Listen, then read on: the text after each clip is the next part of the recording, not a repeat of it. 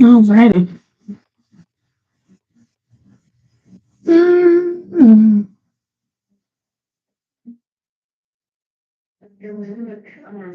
All right, we're just gonna take a minute here, wait for people to drop by before we get started with grooming this girl.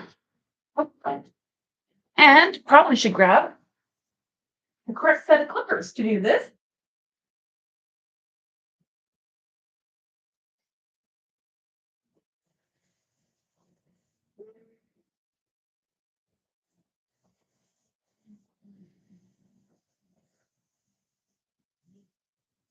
Let's get everything ready here.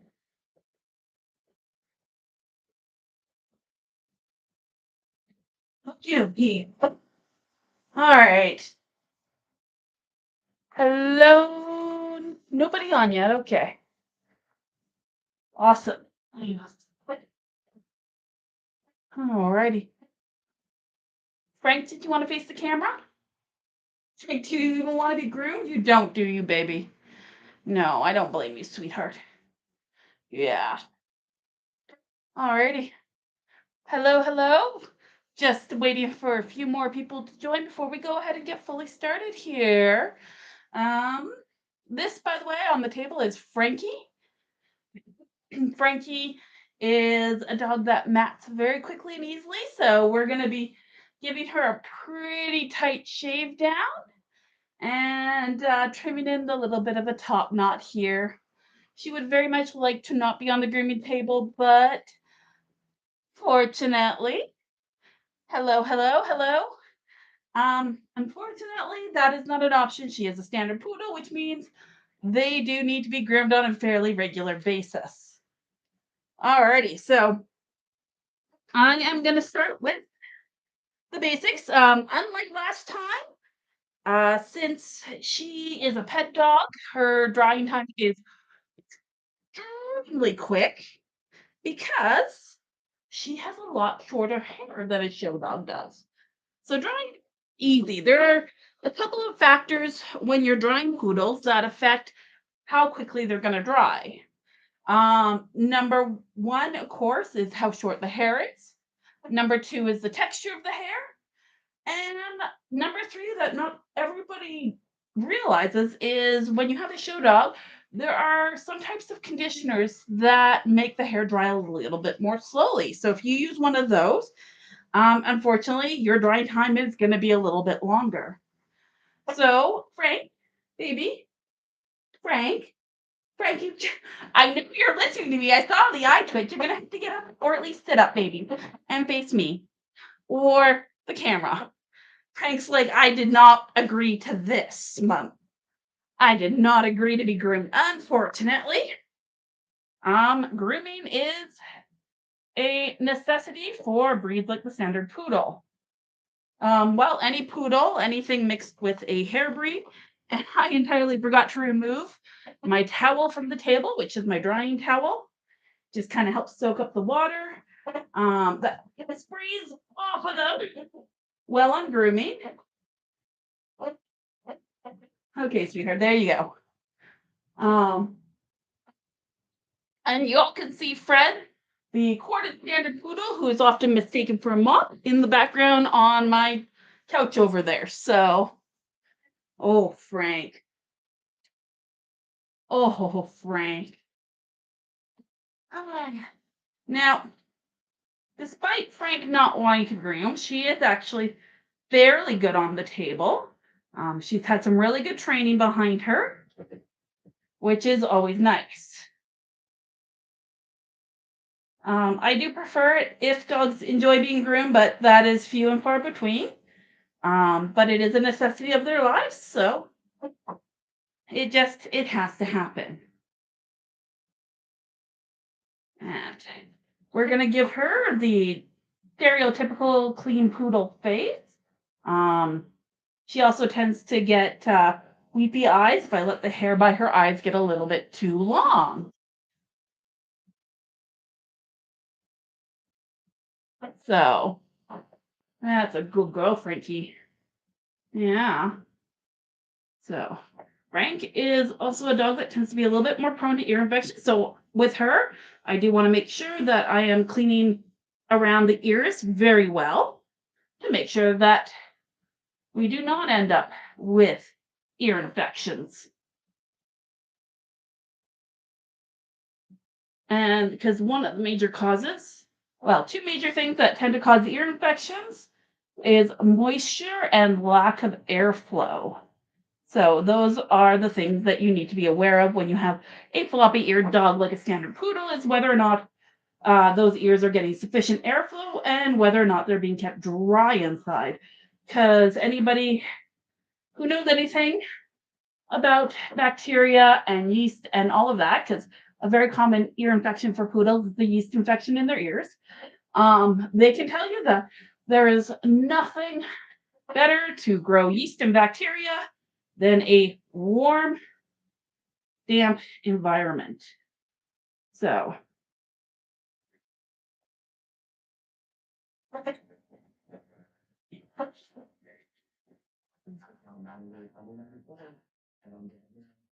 and we would like to prevent the discomfort of ear infections. Come here, baby. That's a good girl. Frank is a very good girl for grooming. Favorite passion? Honestly, any sport involving my dog. I love competing in dog sports with my girls. And that includes conformation. It is, whether or not some people want to admit, a dog sport. Um, that is my thing. I love my poodles. I love my girls. I love being able to do things with them and compete with them and build those kinds of bonds. I think it's very, very exciting. I like to do a lot of advocacy for purebred dogs as well, because there are a lot of things that the average people are just not aware of when it comes to purebred dogs, and how to figure out what is an ethical breeder and what is not an ethical breeder. So that is my passion. I love these guys. I'm also a writer, and though my poodles don't take an appearance in my stories, um, I do also really enjoy writing, and it's something that I haven't been able to do as much in the last while, simply because of issues with extreme burnout due to my last job.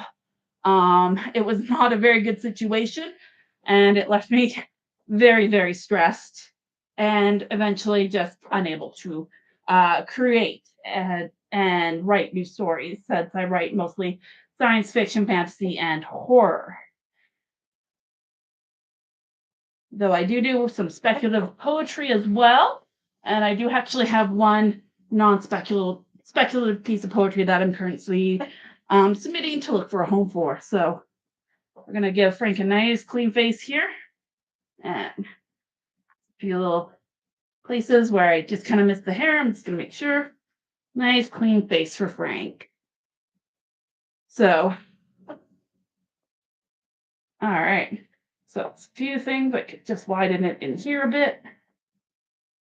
So much like the show poodles, if you're doing the neck of a poodle, you want to make a nice, good V. You don't want it too wide, and you want to bring it down to about where their vocal cords is.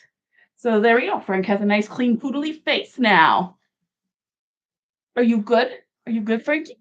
Um, Also, the more likes we get on things,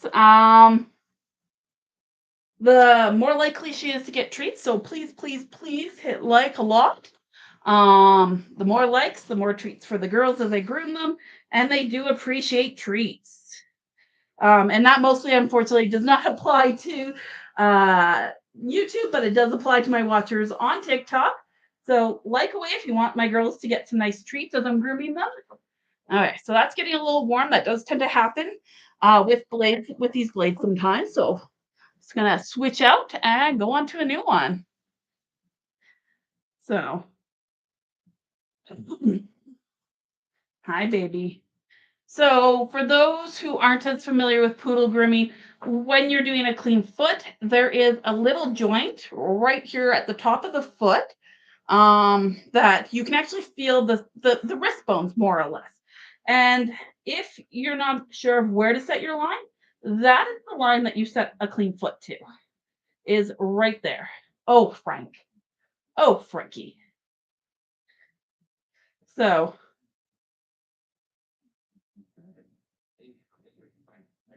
so I'm just gonna go right up the top of her foot. I'm going to go right up to that bone. If you're leaving a bit of a bracelet, you can probably even go a bit higher than that, but not by much. I wouldn't go very high above it. If you do, it looks like your poodle's wearing flood pants. So if that's the look you're going for, then that's the look. That's the look you're going for. Go ahead, do it. Nobody says you can't.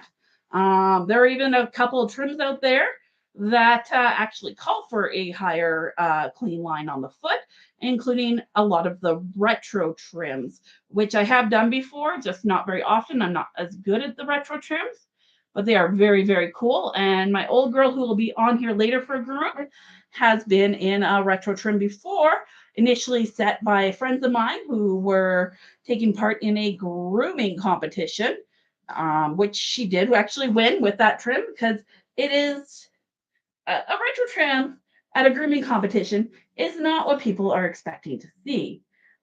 She had come in and what was known as a modified continental, overgrown, of course, because they need at least about 6 weeks of hair for most grooming competitions to be able to show. And it really shocked a lot of people when she started shaving those her feet up much higher than one would traditionally do. So I'm also just gonna reach in between those toes. I'm just gonna pull up any hair so that I can make sure I can get a nice clean foot on her. So, because a clean foot is a pretty thing to have, and it's something that a lot of people who don't groom professionally do struggle with, and I've seen a few professionals who have struggled with it as well.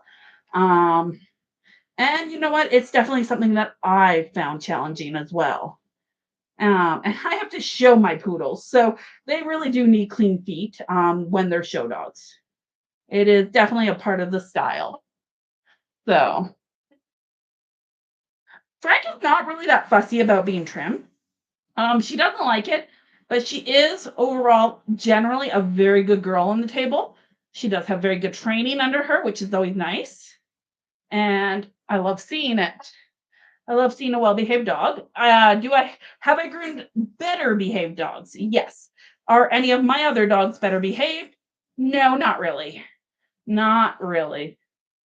I wish they were, but that takes a lot more time and training. And when you have 5 dogs, 4 of them being standard poodles, which of course is a lot of grooming work, then you really don't have as much time to train them in the way that you may want to, and that was the case for me.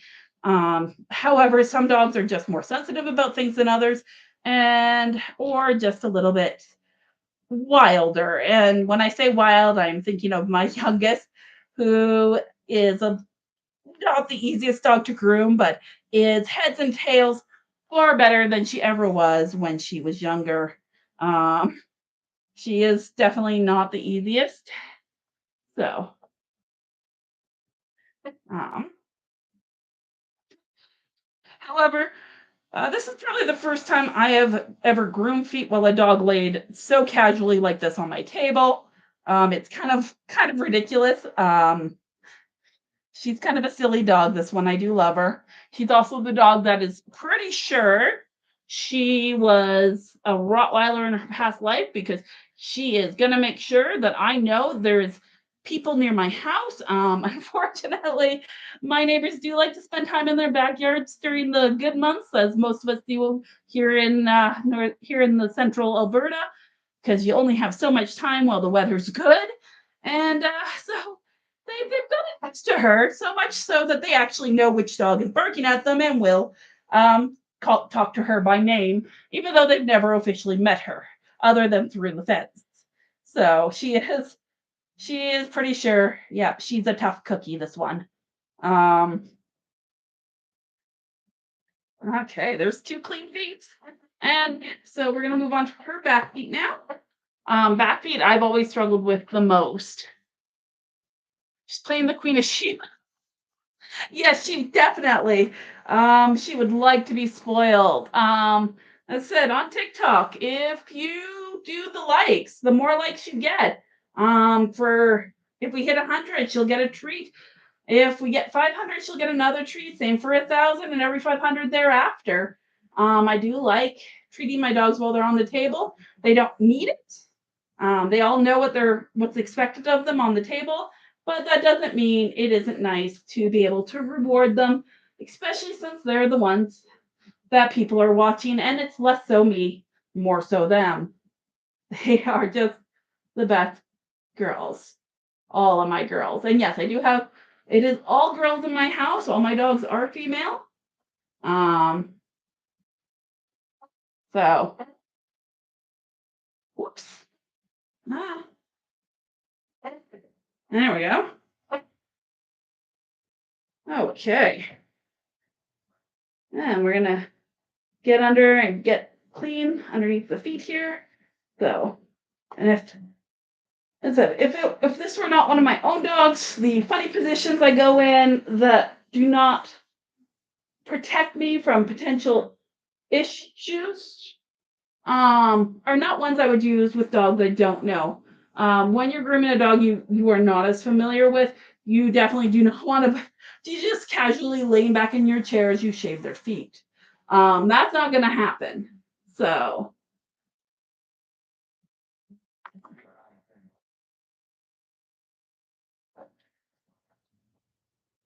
uh, and I have groomed dogs before that were not as good about being groomed. So, those ones I did have to watch myself with some.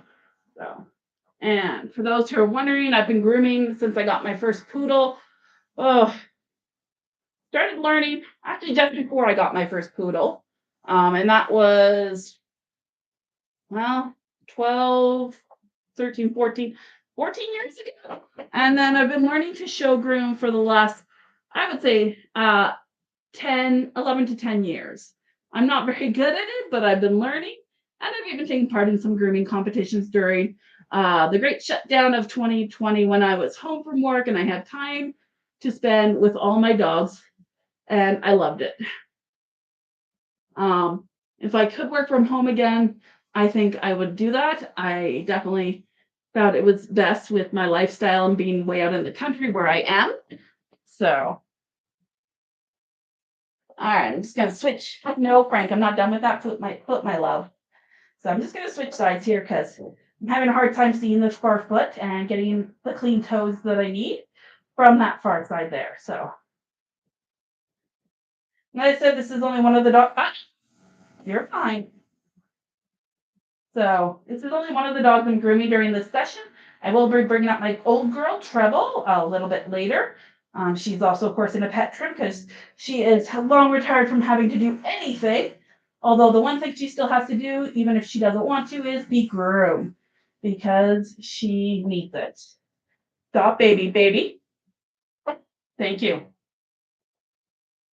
So now I do have a friend who I don't know how or why, but she seems to think that grooming back feet, or that doing clean back feet is easier than front.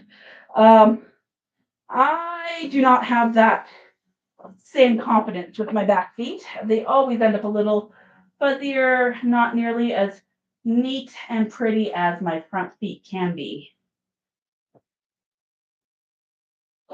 So I try though. I do try. For anybody, if they are asking questions and I miss them, do feel free to ask until I do answer. Because when I'm away from the screen like this, I can't really see anybody is saying or doing anything. Oh, Frankie, baby, nobody on TikTok is. Oh wait, 100 likes. We have given you a like. Look at that. You get a treat, baby. We get 100. All right. There are always treats. Oh, you saw that. You saw her perk up, right? Perk up for her 100 like treat. Good job, baby. You want another? Yeah, she said, I want another one. All right. So the only other thing I need these clippers for, which take a tighter trim, is for her sanitary, which she is not fixed, so she does bleed. So we like to keep that area nice and clean. So when she is in heat, we don't have any issues with potential for infection due to how much hair is there and bleeding sticking to the hair. So, yeah, baby. Come on. So we're just going to give her a nice clean shave back in the back end here. And then we can get on to the rest of the groom. So generally when I'm grooming, unless I'm really pressed for time, I usually do my baby, you're fine, sweetheart. It's okay. It's okay. I know I'm in your back end and you don't like it. It's okay. So she is actually due to come into heat fairly soon here. So she's a little extra sensitive about her back end. There you go, baby. We're done. We're done. Awesome. Good job, sweetheart. Good job. She's like, nope, we're staying on the table, sweetheart. Now, of course, the other thing you wouldn't do, unless you know your dog really well, is leave a dog loose on a table like this. You won't see pet groomers doing this, professional pet groomers doing this because it's not safe. Yes. Not only are all my dogs girls, but so is my cat. And as somebody pointed out on my YouTube, she may be a cat, but she identifies as a gremlin. Although I think that's mild phrasing for how she identifies. So, for those who don't know, a lot of the grooming equipment that you use for grooming dogs is very much the same equipment that you use on humans as well. And that includes both scissors and clippers. So we are going to 5, 5, 7. So we're going to take her down. The only difference between human grooming and for like doing haircuts on people and doing haircuts on dogs is we have different names for things. It's the same equipment, but our terminology is different. So since I'm not a hairdresser, I don't know all the terminology there. So as much as I can go to a hairdresser and go, could you give this a shave? Could you shave the side of my head in a 40? For them, I believe it's called a 0. So it's the same blade, it's the same thing. We just have a very different terminology. The reason it's called a 0, and I actually have a really good demonstration for people for this, has to do with the millimeters and how actually long it is. So this is what's referred to as a 7F, which is 4 millimeters long for the blade. So I'm just going to click it in, and apparently my clippers need a good cleaning. So just before we start with our big shave down, we're going to take my little brush here and we're going to get that cleaned out, because hair getting down in there can cause the blade to heat up faster than it should. So I'm going to do that quickly. And there we go. So this is going to slide right on. And if it's not going to pop right in, the bonus is I can move where things are on these blades. All right. So first ever name, terror of the house, stirrer of the excrement, annoyer of dogs, and eater of all food. Yes, eater of all food, thief of all food if she can. I love her, but she's a challenge, that cat. Frank is not a challenge. Frank is a very good girl. So when you're shaving a dog, there are a couple of things that you need to remember. Number one, if you go against the hair, the cut will be even shorter than going with the hair. That is a very critical thing, and I've made that mistake once in my life, and I will never do that again. So we're at 100 likes on TikTok here. If we get to 500, Frank here can get some more treats, and I'm sure she'll appreciate any treat I give her. So, okay. Yeah, you guys get the back end of my dog. Sorry about that. All right, just gonna take it nice and short. And there. And I think I'm gonna leave a little bit of a length on her tail here. Just because I love her tail, but I like it with a little bit more fuzz on it than what I left last time. However, last time, she was starting to get matted, and that is the biggest thing with Frank. She has the kind of hair that mats very quickly, very easily. So if I am not staying right on top of brushing her, then I need to make sure I'm keeping her really well shaved. So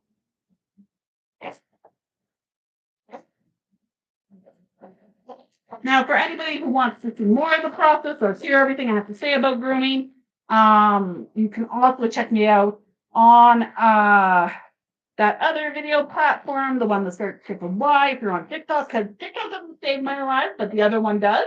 And it is up there, which is, I believe, linked on my account. So if you're curious to see more or more about my dogs, I do cross post a lot.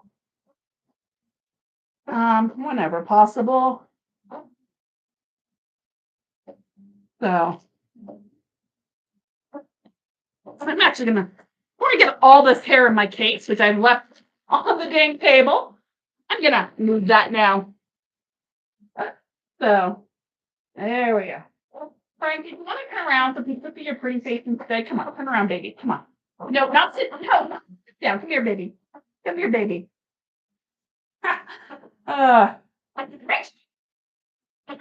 People would rather look at your face and not your butt. You have a beautiful butt, but I think everybody would rather see your face. So I don't mind too much about coming into her from another angle because it's all one cut, nice and short, especially since we are still in the summer months, even though my summer here has been rather cool compared to seeing just there everywhere else in the world, or at least the northern hemisphere, I should say, not the world. Pretty sure there are some nice cool places in the southern hemisphere right now because it is the winter. But yes, well, many other places are getting heat waves. I had areas near me getting frost, which is just ridiculous, I would say. But that is what happens when you live more north and in a place like I do, near the foothills of the mountains. So, well, I could make Frank stand for this groom. I don't see any reason to. I might as well let her be comfortable in a position she wants to be in. And in the moments where I have to do things where she needs to be standing, then I'll make her stand for those parts. But in the meantime, if this is what makes her happy, then she can just sit here. So we're only at 100 likes. Oh, poor Frank. Nobody wants to give you any more treats. I'm sure more people will come on. And if we hit 500 likes, Frankie here can get some more liver treats, which she really quite enjoys. She perks up quite a lot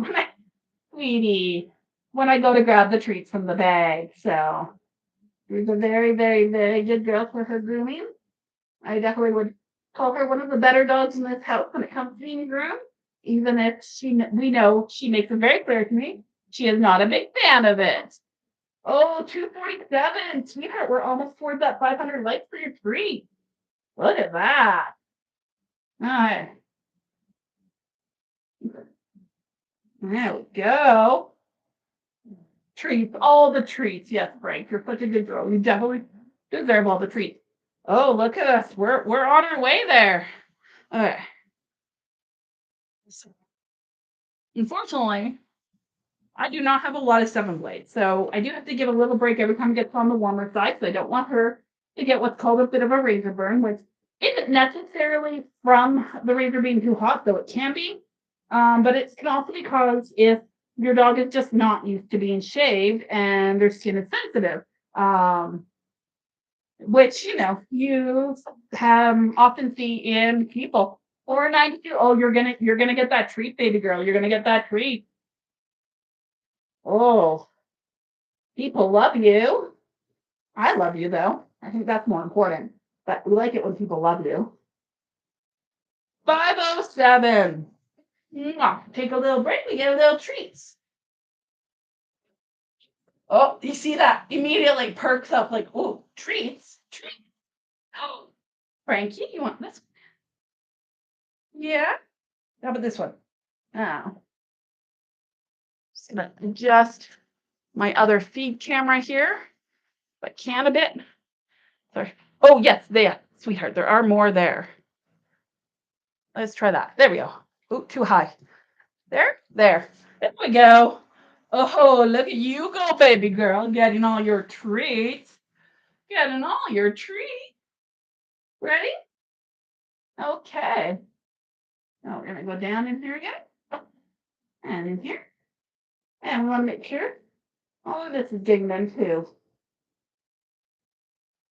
So, funny thing about poodles is they have a lot of loose skin, and I didn't realize people didn't know this about the breed. And I'm not too sure if it has to do with the fact they are a naturally cording breed, so it allows for more give on the hair for when you have those cords, which are nothing more than very controlled matting. Because of course when hair comes together, are you okay, baby? That was a belch. Mwah. Oh, no kisses. No kisses while you're being groomed. You're so offended, aren't you? Yeah.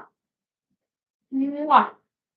Anyways, because they are a naturally cordon breed and cords are nothing more than controlled matting, really, then that allows for the give for that to happen with their hair.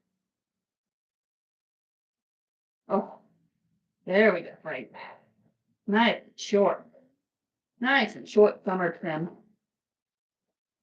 So because, anyways, as I was going to say, because they have such wonderfully loose hair, loose skin, which, as you can see, let's see if we can get a good angle. Of course, she's standing that way. Here we go, from the side. So because they have all this loose skin, I can just grab, really. One of the big things with poodles, of course, if you're shaving them short, or shaving them really, you should probably make sure you are pulling the skin tight into places where you take a risk of catching them with the clippers. So, the last thing you want to do is accidentally hurt a dog when you're just trying to make their life a little bit better by keeping them clean and groomed and not an absolute mess, right? I can make a whole second job with my foot. Yeah, I know. Yeah, just for the record, depending on what else your dog is mixed with, that skin definitely is a poodle thing. I was doing an event with where a friend had to hold my dog. It's called Sprinters, and she didn't realize because she has Australian Shepherds that she could just hold my poodles by their skin at the start line. She didn't need a collar, and she didn't know this when she held my first dog. And she's like, "Look, you really need to leave a collar on your dog." Now, because poodles are prone to matting, and I have show poodles to boot, I am in the habit of my dogs just do not normally have collars on them unless they're being actively used with a collar, like I'm taking them out for a walk or I'm competing in an on-leash exercise for obedience or scent detection or anything else along those lines. I gotcha, Your Highness. So I just do not typically keep dogs in collars. So you can see that skin tried to fold under where I wanted to shave. So I just had to give it a little pull so I can make sure it was nice and tight. And that we got a good clean shave of the area. In some areas, it's not too big of a deal because, it is, of course, not going to cause an issue. He's getting in behind her ears here, which is, a high mat area. So we wanted it so that's nice and trimmed up before we scissor it back and blend in her top knot with the rest of the dog. So We also keep a very short top knot on her, simply because she is extremely prone to macking. I'm hoping to get into, oh my God, sprinters is so much fun. I have two natural, I'm going to give this a bit of a cool here while we chat. And sprinters is such a fun sport. Of my dogs, of my four poodles, two are very much dogs that love to do something like sprinters. They're very much, we made it over okay. You get another treat. Mm. And lost my thing. Sprinters is fun. If they have a prey drive, they love it. They love it. It's such a great sport. But I have two dogs that really don't have a prey drive, and that is my girl Fred and my younger Cinder. Fred here has a huge prey drive. Probably also part of why she thinks she might be a actual guard dog. Who knows? But hey, baby. But these two will run. My old girl at 10 years old and entirely out of shape. And you'll be seeing her in a bit because she is getting groomed today too. Um, she was clocked at 42 kilometers an hour. Um, and when she was younger, she was so much faster than that. As I said, she was 10. I just brought her out just to see if she would enjoy it, and she loved it. She loved it so much. She loved it so much that my dog that never does anything bad, and I'm honest with this, she is the dog who doesn't do the bad things. She is amazing. Um, she shoved herself out of a 4-inch gap in my car window, thudded into the ditch I was parked beside, and proceeded to trot back towards the start line for her sprinter. She wanted to do it so badly again. I am so thankful she didn't hurt herself. This is the dog that I trust her off leash. There's been days where I used to take her to work when I worked downtown in the city, about 30 minutes away, and we are having very long hours. And she was my only dog then. So they gave me permission to bring her to the office. And there was one day and we locked up and it was 9 o'clock at night. It was really late. We've been there since about, I don't know, 6:37 in the morning. And oh, they're all gonna go. Naughty too hard, there's nothing going on. Fred, darling, Fred, Frank, you're not helping the situation here.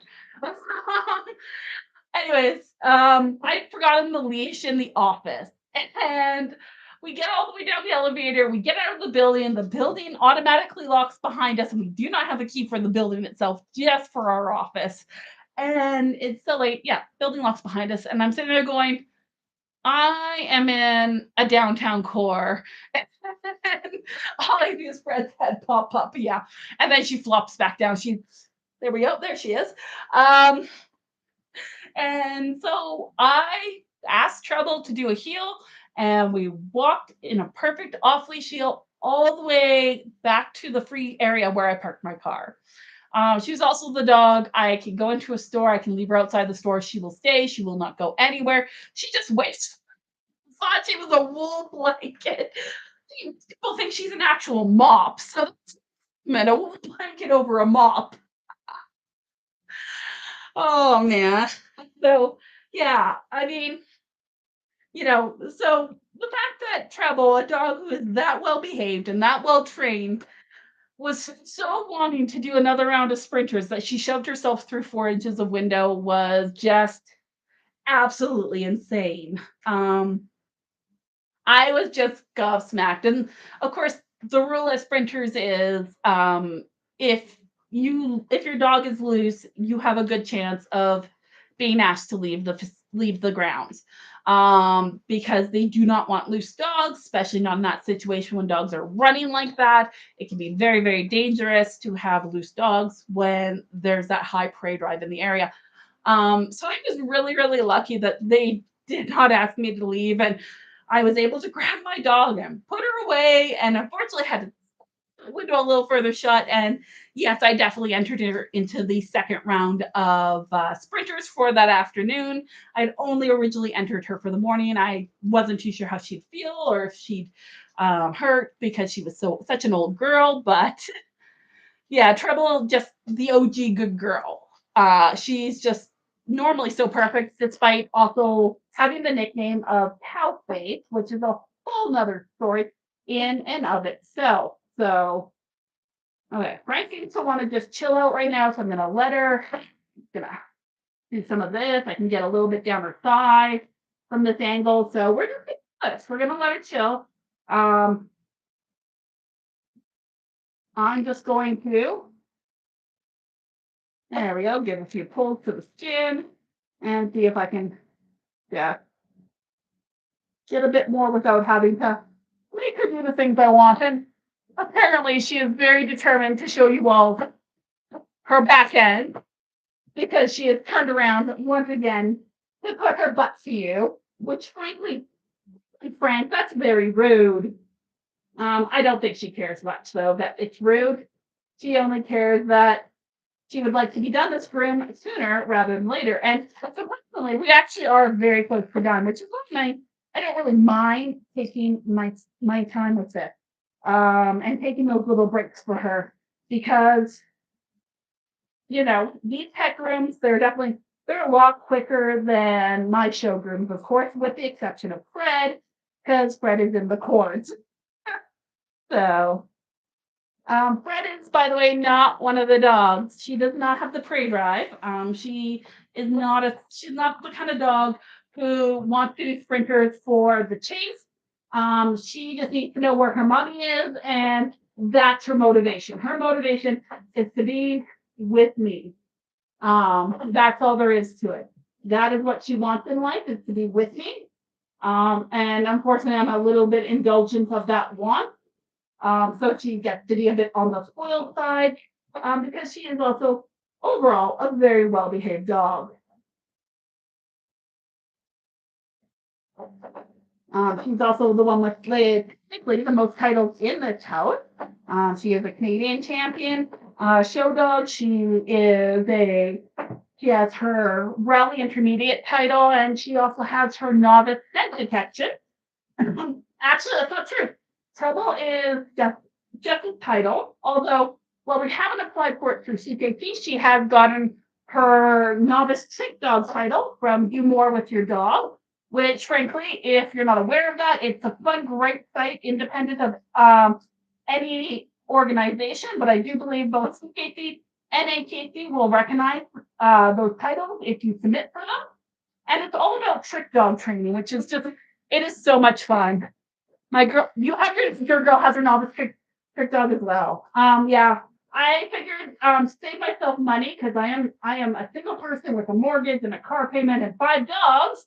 That I wasn't going to apply for the title from the titling agency here, which is CKC, of course, as you know. That until we go ahead and get all the way up to the highest level. Come on, baby, turn around. I need to get the other side. Come on, baby, turn around. Come on, baby, turn around. Look, you got 1.5. Come on, if I get you a treat. She's like, do not kiss me, ma'am. I am so not into this. But you are into the treats. Here you go. Yeah, 1.5. You made it. Yeah. Okay.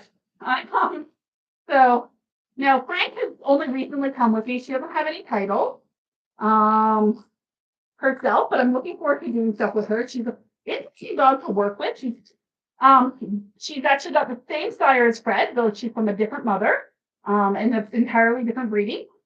But the sire is one from our kennel, and which is Kick. And if you've ever had a chance to meet Kick, he is just the most amazing dog, but he's also been very heavily used out here because he's such an amazing dog. And he does do what's called outproducing himself every single time he's bred. No matter who he's bred to, he produces a better dog than he is. And, we're well aware of what his faults are, but that is one thing that you always want in a breeding dog is a dog that can produce greater than them, that can improve the breed, the health, the temperament, and just make a better dog for your breed. Because the whole point of breeding isn't about making money, not unless you're unethical.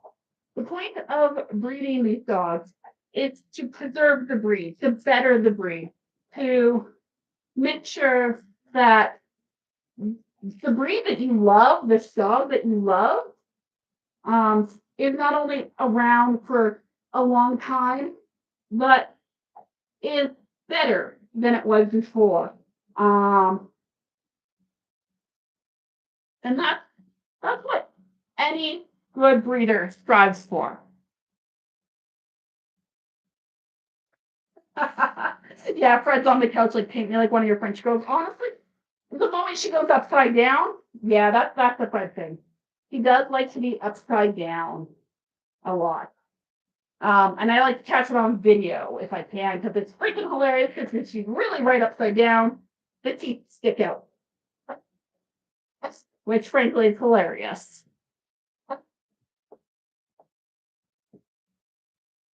All right. And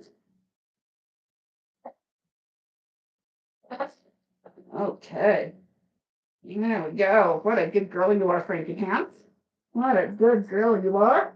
So, I know people who don't like to give their dogs nicknames. I've actually met a few, but my dogs have a million nicknames, some flattering, some not. Frankie, her actual registered name is Queen of Soul, so she's named for Aretha Franklin. And she has the nickname of Frankie Beans, Frankie Pants, Miss Beans, and mostly just Frank. Because Frank is easier to shout when she's being a bad dog.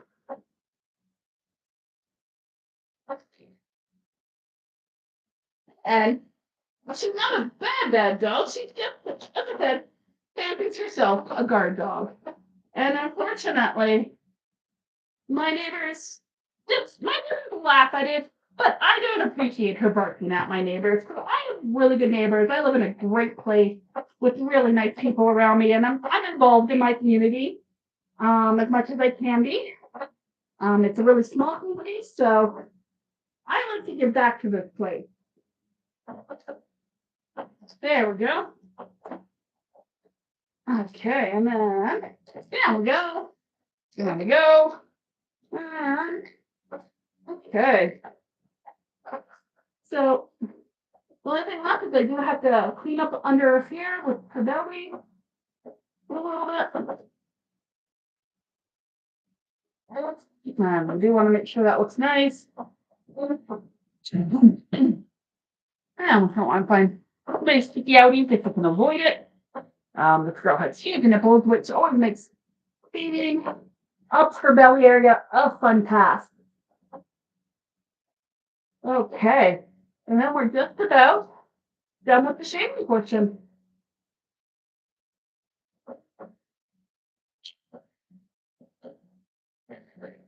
So then, the last thing that remains is blending in her top knot, which is the top of her head. Yeah, you can sit down, baby. So, somewhere, baby, you're almost to 2K. She's like, I do not care. Get me off of this table. I am not a fan. All righty. So, slicker brush, scissoring comb, long curves, short curves. Oh, there's my long curves. Those are my long straights. I'm a smart one, aren't I? All right. And there we go. My chunkers. So I'm just gonna make sure that this is all brushed out, fluffy and nice. I'm just gonna leave her ears a little on the fluffier side too. And there we go. Awesome. All right. So now we're gonna fix this janky looking top knot of hers. So I'm going to start by blending it in to the shortness that we took up her neckline here. And we're just going to blend that in there. There we go.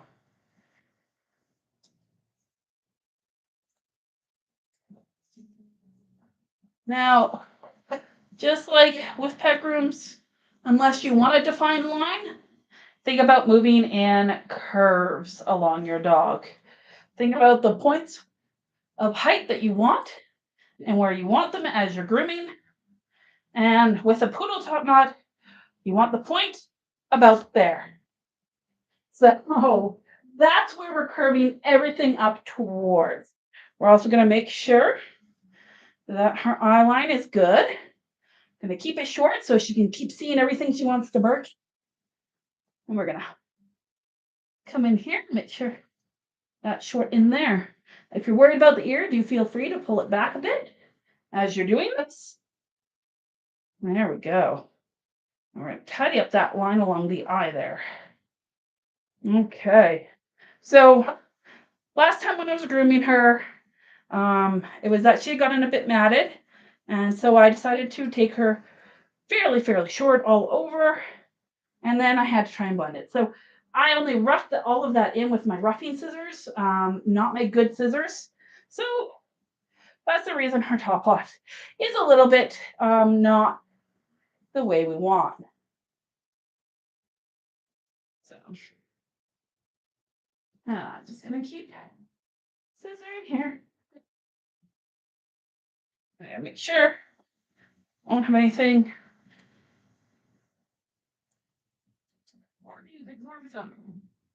This is probably one of the hardest parts. For a lot of people, I find is getting a nice top knot. And once again, I just think of it in terms of where do I want that point, where am I coming from, and where am I going. So I'm either heading up towards a point or going down from that point.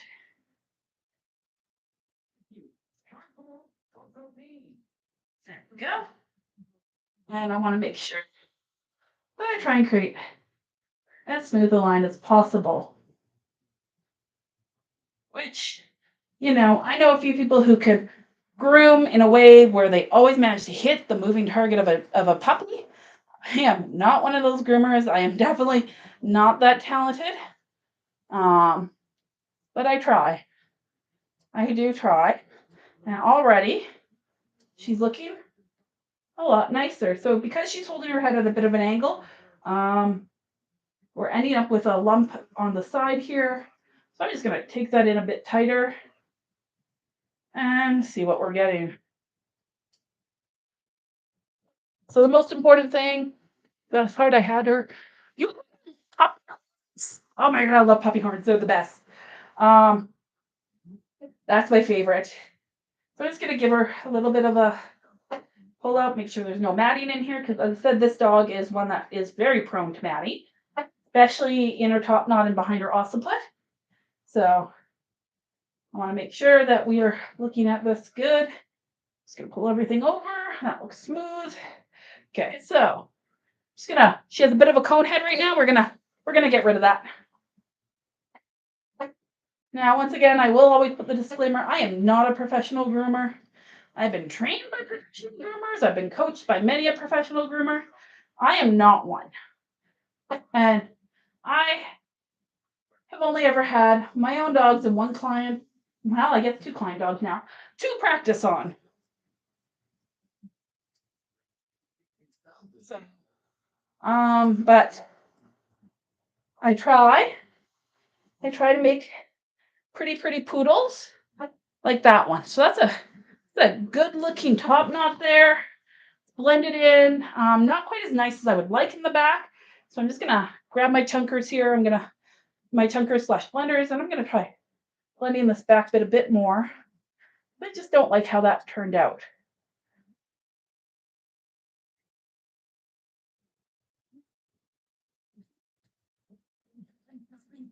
Looks like there was a little bit of a divot there, so I don't know if I took my shaving a little bit too high in that section or what I did.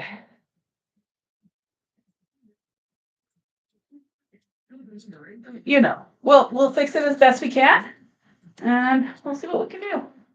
Hopefully, what we end up with in the end is a cute dog. So.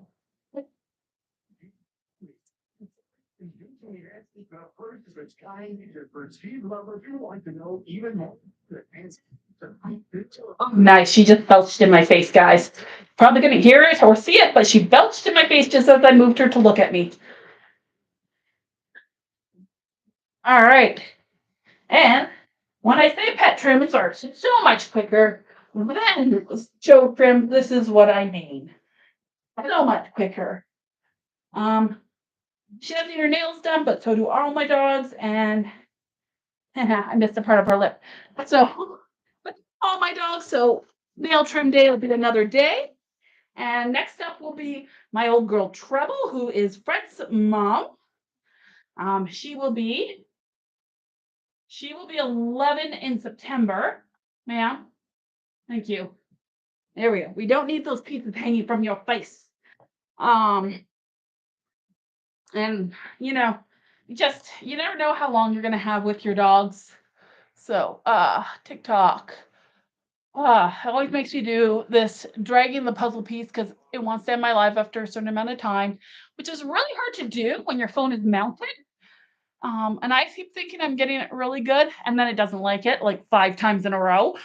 Oh, 2.5K. Look at that. You get a parting treat, baby. You get a parting treat. And then we'll get my table cleaned up, and then we'll get Treble up here. Treble is not fully dry.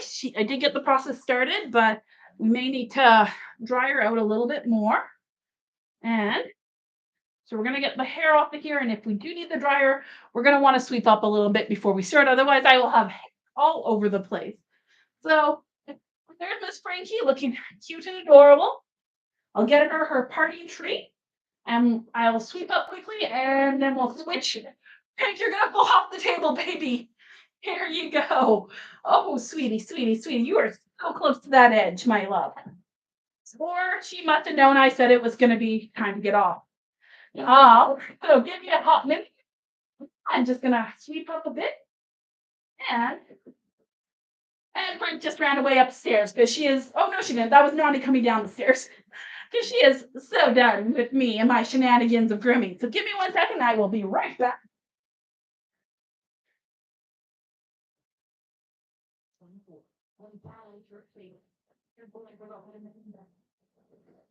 Because for some reason, the broom that I normally leave in the living room was in my bathroom. So we're gonna get this cleaned off. We're gonna get Trubby on the table, and I'll tell you more stories about my old girl because we've had an entire lifetime together pretty much at this point. And there's definitely a lot of stories that can be told. Ow! I just sat on my dustpan. That was not comfortable. Yes, definitely has some bed right now. She will actually be on the grooming table a little bit later this week because for Canada Day, July 1st, we will be at Rocky Mountain House promoting dog sports and purebred dogs. So we'll be there. So she's going to be groomed. We're even going to get her shaved up. And she's going to be pretty darn cute. Cinder will also be there, my youngest.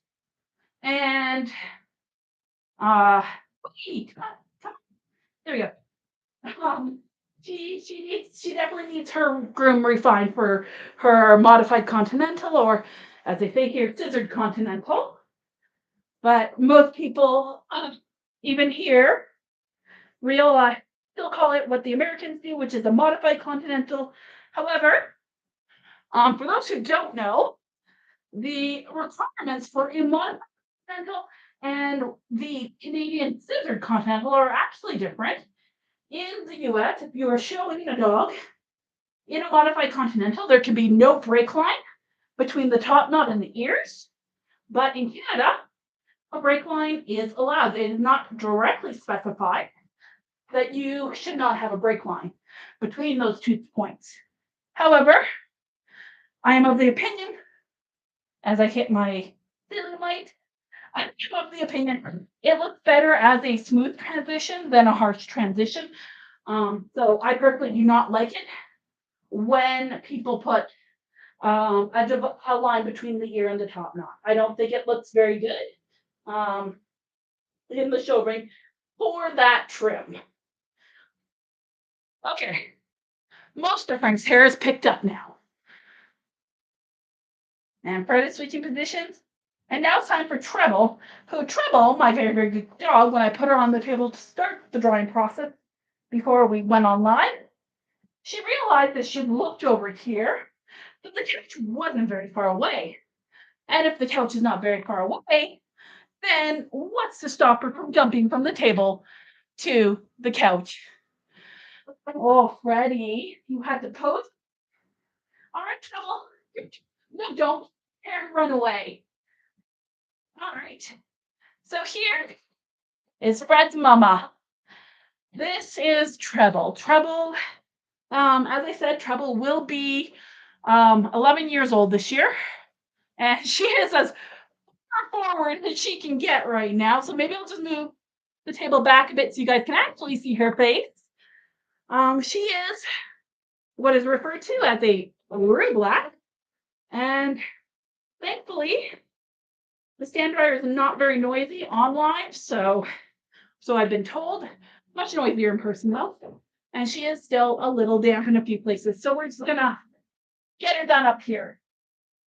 So when I say Treble is a true black, what I mean is that some blacks are what is lazily known as a bad black. And it's not that the black is bad, it's that the black contains something that is very incorrect, which is a fading factor. Black dogs should not have a fading factor. And that fading factor for some dogs gets them mistaken for blue. But the difference between a true blue and a black, or bad black, if you will, the black with the fading factor, it's when that shows up. Black dogs are noticeably black from the start. There is no mistaking a black dog, a blue dog, and a silver dog. Once you're experienced with what the different colors look like from the first base shoes. And of course, if you're familiar with color genetics, then you're even more aware of what the potential you can produce is.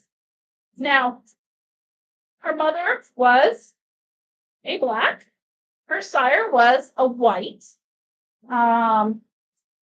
So there are, because whites are a dog that do carry the fading factor, there were quite a few of the puppies from the litter she was in that did fade out. Her sister being one of them, who was so light at her in her old age, people really did think that she was a blue dog. Now, Treble, as you can see, she is still a very, very black dog. She has no fading factor. And that has left her with just a little bit of old age grizzling, which when I shave her and freshly bathe her, it's very hard to notice. The dirtier she is, the easier it is to notice whether or not she has grizzling. So, oh, Trubby. Oh, Treble. Oh, my baby. Now, Treble's nickname from the show ring was Cowface. She got the nickname Cow. Well, Cow or Cowface. Depends on exactly how angry I am. If I'm really angry, she's just a cow. And if I'm only kind of Cowface. And she got this because she had this habit that if everything wasn't perfect, if the stars were not perfectly aligned and everything was to her exacting liking, she would not perform. She would not perform in rallies. She would not perform as a show dog. She ran around the ring looking like the most miserable cow in the world, which is where the nickname came from. Her head would be down. Her tail would be down. She would refuse to stack properly. God, I loved her. But the thing is, this girl has two group four placings to her name, including meeting some major poodle handlers. Because when she was on, when things were good. Things were good. Things were things were really good when they were good because we were beautiful together. We were so good. Um, yeah. I mean, you can if a breeder knows their colors, knows what they're looking at, they can tell you whether or not your dog is blue. Most breeders who are not familiar with colorization, um, they're gonna mistake it for black unless they know their color genetics or they know what they're looking at. So if you look at a baby poodle puppy for its first shave, um, then yeah, she's very specific about her wants and her needs, and it's not neither one of her wants, but unfortunately for us, it's a need. Backyard doodle is not the best. Yeah, yeah. And of course, depending on what's in there, you may not have the right genetics to make a blue, and you might just have a lot of fading factor. Um, so, for example, because she is a black, with that carries a white gene, and she has to carry a white gene because her sire was a white, so there's no choice but for her to carry a white gene. Um, she was bred to a cream dog that was out of two silvers, and that means all of her puppies were either going to be blue, which 6 out of the 7 puppies were blue, or they had a 25% chance, I believe it was only 25% chance, of being a cream. So the litter ended up for Fred, 1 cream and girl, 6 blue boys. And Fred always had to be the center of attention. Even as a puppy, I had so many photos of her in the middle of the puppy pile, right in the middle, this little white baby in the middle of all of her brothers, just standing out like a sore thumb. Fred is very special. I like to think so. I know a lot of people that liked her, and like one of my mentors, she passed away last year in April. Because it was only last year in April that she passed away. She loved Fred. We all know Fred has her faults, and I can list them all off for her. And I can tell you that a poodle judge will never place her because of those faults. But what she offers to me is amazing. Her dedication, her personality, her willingness to work, her ability to walk into a show ring and make so much more of herself than what her structure says she can do. Her movement is unbelievable. Uh, Male, if you really want, there's a brand new poodle group on Facebook, Poodles in Alberta. Um, and I know you have a doodle right now, but if you want to see some beautiful poodles, you can definitely join the group and take a look. If you need an invite, yeah, you might need an invite. So you might need to know somebody on Facebook or be friends with them to be invited, but it is great. And there's a lot to be learned, like especially when it comes to like poodle color genetics. Like I will be honest, I rely a lot on one of my friends, Sarah. She's amazing with her color genetics. She just knows them, and she will not back down arguing about color genetics when she knows what she knows. And she knows it well. She's done a lot of research. And while I do have a background in genetics with biotechnology and studying that in college, I can honestly say I am not as familiar with the color genetics as I should be. I definitely need to sit down and read more so I can understand it better. But I have a small problem of even if I think I understand it, I don't understand it. Nah. Now I can't possibly understand it as well as an expert. That little bit of self-doubt there. It's definitely one of the things that also trips me up when I'm competing as well, is that I'm not always the confidence I need in the ring. And if you ever step into a show ring, Confidence is unbelievably necessary for it. Okay, you're gonna have to turn around, baby. Treble, turn. Thank you. So when I say Treble is one of my vet trained dogs, this is what I mean. Um, when she was a puppy and I was grooming her for show, she knew just when I was done, it'd be like, okay, time to flip over. Because I would groom her lying on her side. And she'd get up and she'd turn around and she'd lay down to give me her other side to dry. Like she was just amazing. She won't do that anymore, of course, because frankly, she would like to avoid this whole grooming BS altogether. It is not her idea of a good time. Are some colors rare and more desired? Some colors are definitely more rare. Whether or not they're more desired really has to do with your preferences, in all honesty. The one color I desire the most is a color called silver beige. And silver beige is an extremely rare color.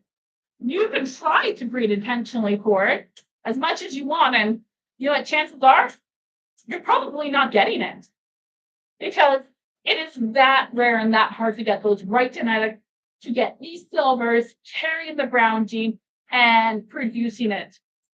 Yeah, yeah. They're the coloring is just I love it. Like it's the first color of poodle I ever fell in love with. Yet somehow my first two standard poodles were both blacks.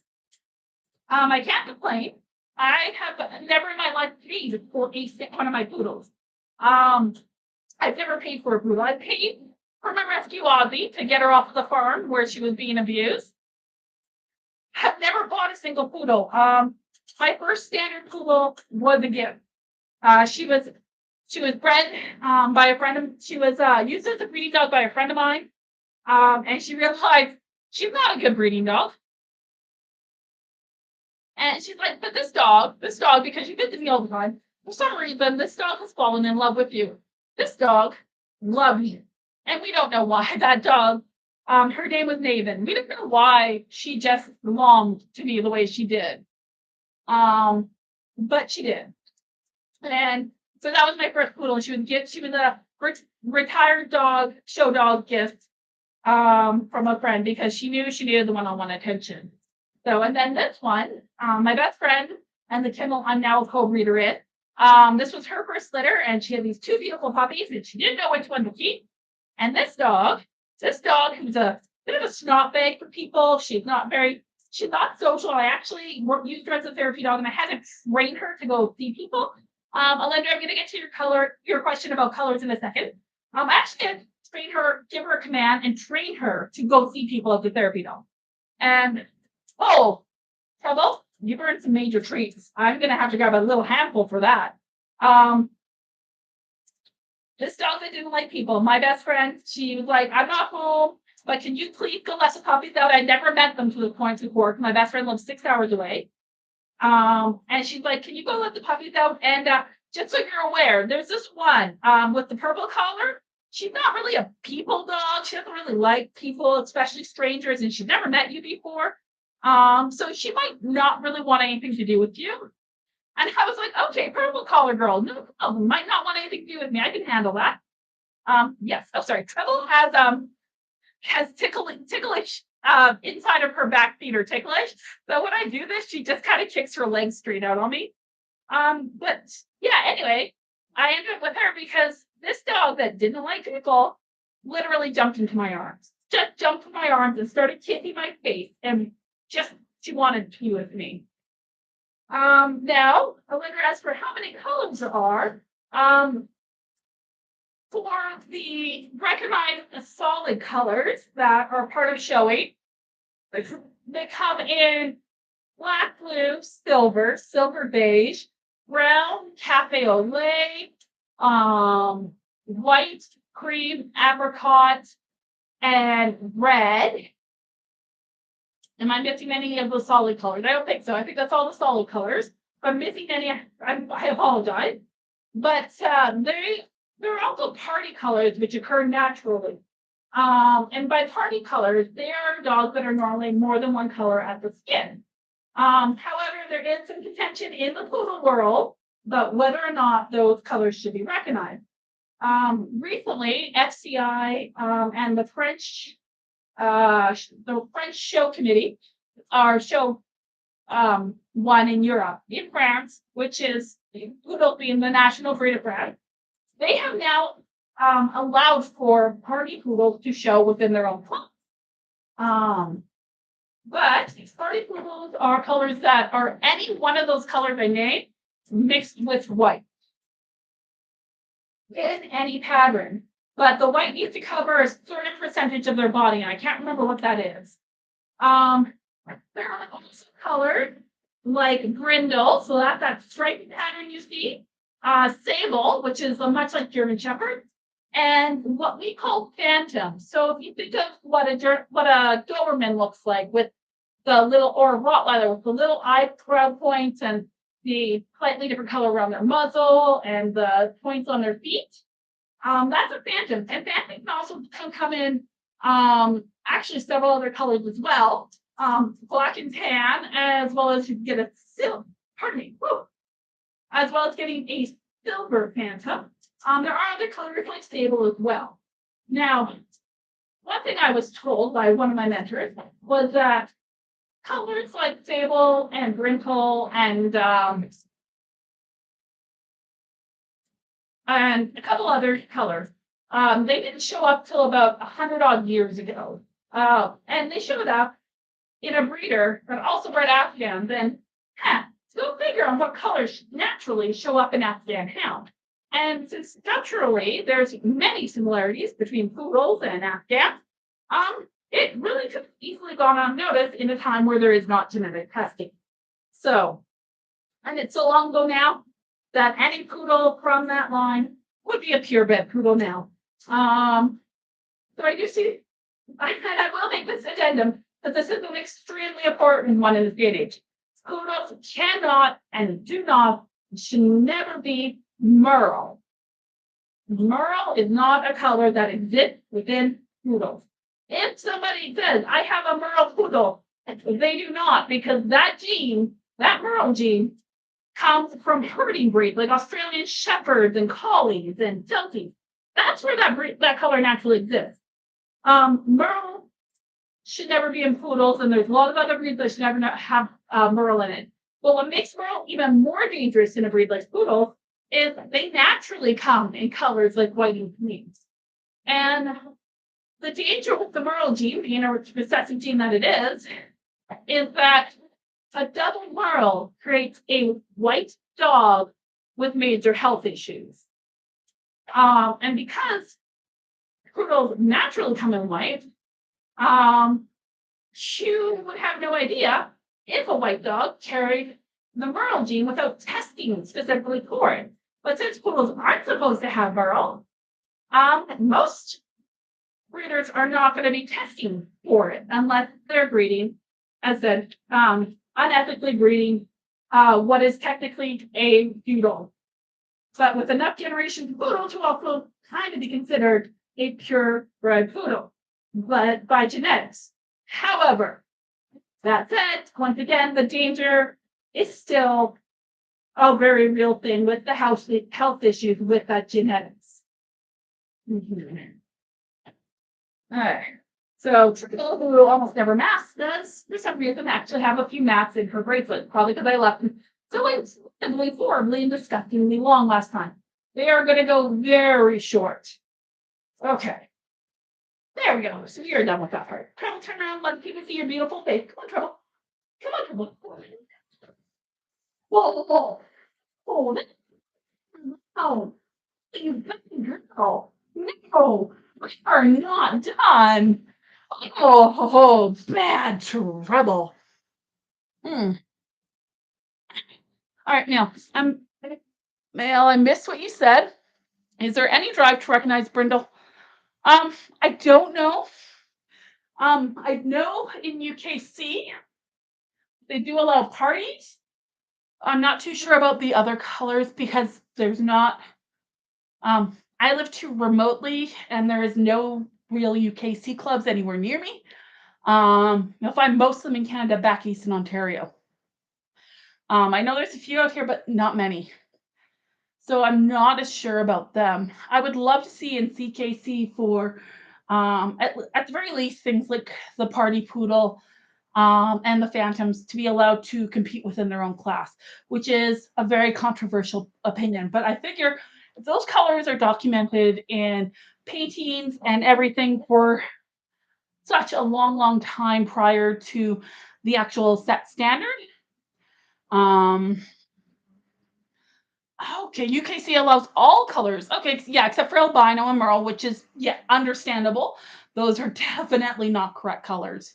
So, Trouble, Trouble, come here. No, do not get off the table. Do not do that again. Oh, every time I tell people what a wonderful dog you are, you go to try and prove me wrong. You really do try. All right. Oh, wow. Ugh. Trouble, you do not look good. You're in rough shape today. Okay, right. I did say you were gonna get some treats. I don't know if Trouble will take treats while she's on the table. She is my dog who, if she's too stressed, come on. If she is too stressed, she won't eat. But on the other hand, she didn't finish breakfast this morning, so she's probably a little hungry than normal. And because she didn't finish breakfast, I got an extra breakfast. Not intentional. So, but one of the biggest fights recently, as far as poodles in Canada go, with the Poodle Club of Canada, which sets the standard. I don't know why my dogs keep wanting to show everybody their butt, but that is apparently our thing today. There was a big fight just to allow what's called the ROE. So, for anybody who's not Canadian, CKC is a little bit different than, say, things like the FCI. I'm not as sure about that for Europe, or the American Kennel Club, AKC, because in Canada, dogs fall in and CKC fall under the purview of the agricultural laws here. So we are a part of it is under the Ministry of Agriculture, for which dog breeds fall in. And one of the requirements for any purebred animal from the agricultural ministry is they need to have what's called an ROE, and that is rules of eligibility. And all those mean is they state what, in broad and generic terms, could be considered a poodle and registrable as breeding stock, and what cannot.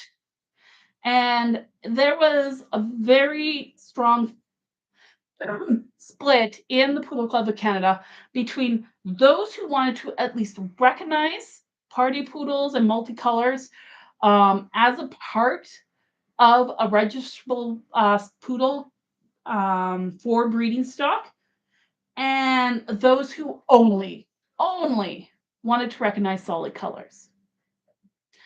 It took a bit for us to come to an agreement, and that agreement was simply that we were able to have parties, phantoms, and I'm not too sure if brindles are a part or sables. I'm trying to remember. No, it's just phantoms and parties, I think. That were at least a goody. A goody was the color I was forgetting for one of the recognized multicolors for poodles. But basically, it ended up being that registrable breeding stock can be a party, they can be a phantom, or they can be a solid, and which unfortunately does take out a lot of the multicolors, but at least was able to keep some of us in, and it was kind of the only compromise we can make. So, but still, the show standard will not likely change for quite a while. If it does change, it would be a have to be as a separate class in much the way that Cocker Spaniels are shown because they, especially in Canada, in the US, the quality of multicolored dogs is much higher.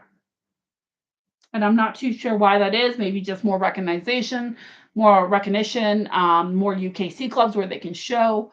But unfortunately, there are not a lot of good multicolor breeders here in Canada. I actually do know at least one person who is working really hard to make sure that their multicolors actually adhere to show standards. But that's it. And I'm sure there's more. I think maybe there's a couple back east. I'm not entirely sure. um, but I'm hoping maybe one day people will recognize that these colors are not going away. They are here to stay. Whether or not you agree with it, you don't have to breed it. If you don't think it's right, don't breed it. But they're here. They've been around for a long time. They're not going anywhere. So there is absolutely no point to keep fighting the fact of not allowing them to be able to be in a situation where they have something to work towards, where they have a way of recognizing who is ethically breeding these dogs and who is not. Treble, this side. Come on. I need to do your face. Come here. Come on. Sit. You can sit. You want to sit? No? Okay. All right. So Treble, little Miss Old Girl, who turns 11 in September here, has issues with eye goopies and face goopies.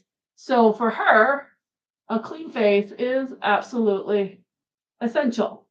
So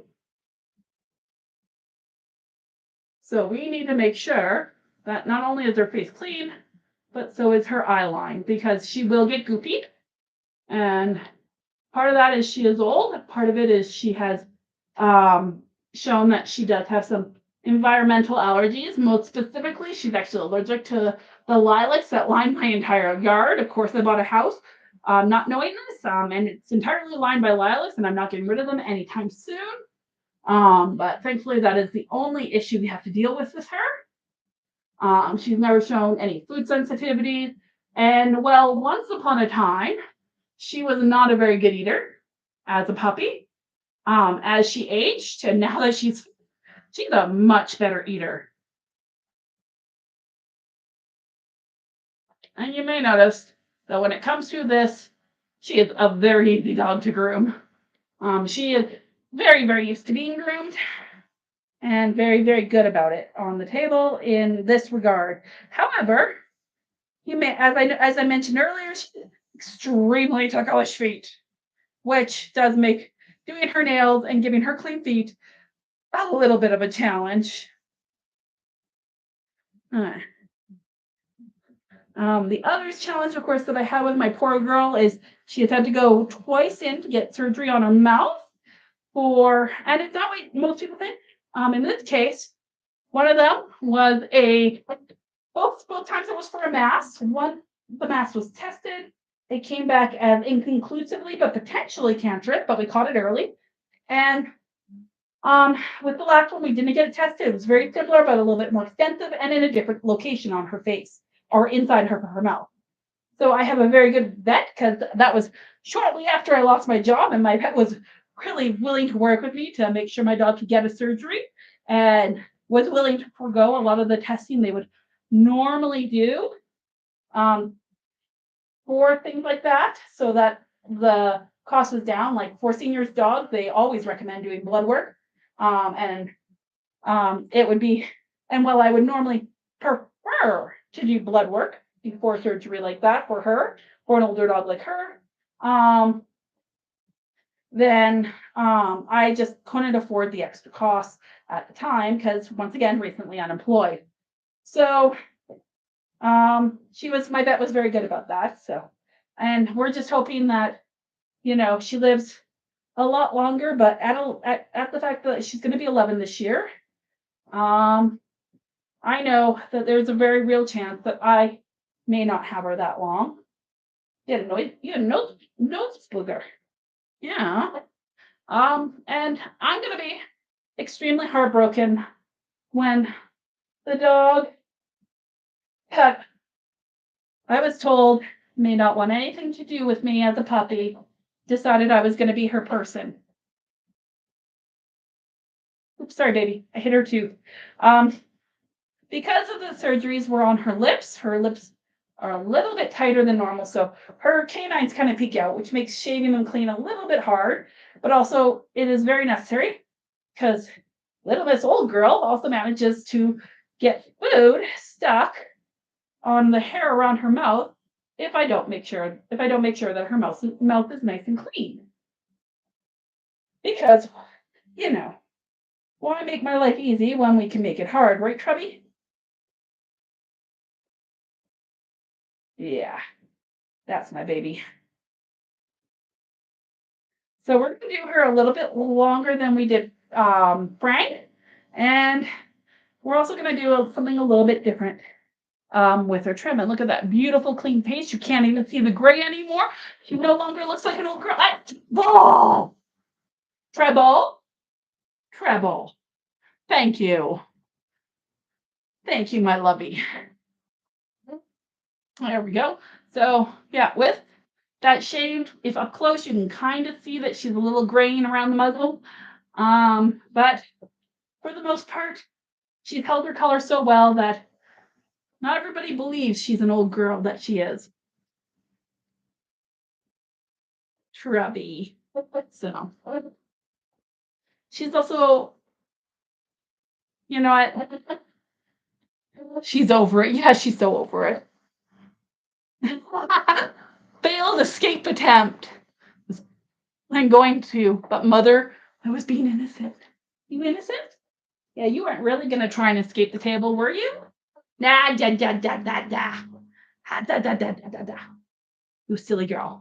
Also, if you guys want to hear something a little bit hilarious, so Tribble, I did start doing training as a gun dog with her. And she was good at it. She wasn't scared of the rifle. Um, and she has a little bit of a retriever instinct.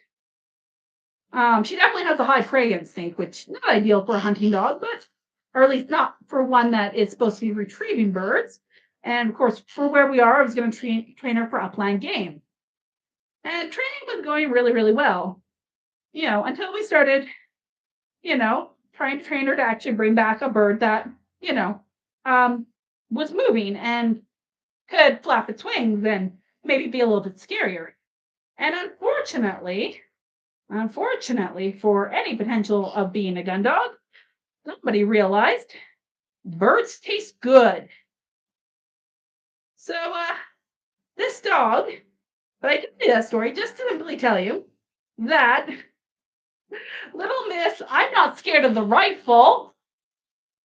Oh, I love the pony clip too. Unfortunately, because with her being fixed and her age, her hair just doesn't have the ability to hold this trim the way I would like. So we are going to do something else on her and something simpler because she is old and doesn't want to be on the table being groomed for that long.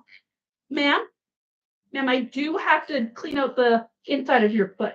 Anyway, the reason I was telling the story about her and her gun training and not being scared of guns is because this dog will leave the room if you fart or blow a raspberry. She is extremely offended by that sound. Extremely offended. Leaves the room. She also would be offended if you said the word boo to her, which we got over that one, thank God. But yes, the word ma'am, you can't curl your ma'am. I cannot do the inside of your paw if you're gonna curl it like that. Thank you. Ma'am, ma'am, I know you don't get muddy and I could keep fuzzy feet on you, but I don't want to keep fuzzy feet on you. I like your pretty little correct feet. Yeah, the dog, not scared of rifles, definitely will leave the room if you fart. If you fart noisily. So easily offended. So I refer to her as my queen bee. She is in charge of the house. She is the leader of the pack after me. Who am I kidding? She's probably the leader of the pack before me, but she actually is an extremely obedient dog. So, but because of her tendency to need everything to be absolutely perfect, I did retire her from sports competitions that were not things that she was going to absolutely love, like chasing a plastic bag on a string, apparently. She got her rally intermediate. She got her veteran sprinters in one weekend, and then some.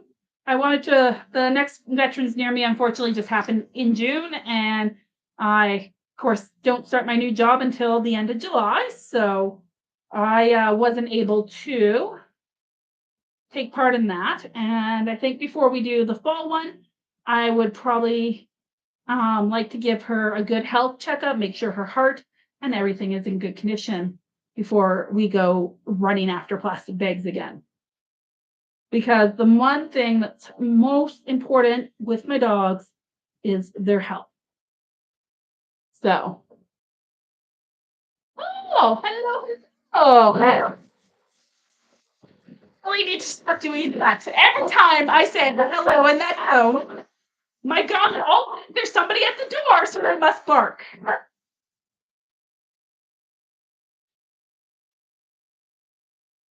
Okay. Now, the only reason it seems like I'm taking longer on Trouble's feet than I did on Frank's is simply for the fact that somebody, if you are able to see it clearly, keeps trying to clutch her toes down as tight as possible, which does not make grooming them easy.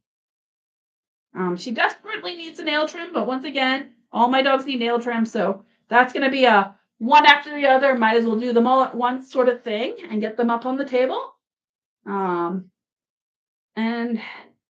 do them. And just for the record, everybody knows I have one Australian Shepherd, my rescue. She hates grooming so much that at this moment she is actually upstairs hiding from the grooming happening. So I only have Poodles downstairs at the moment.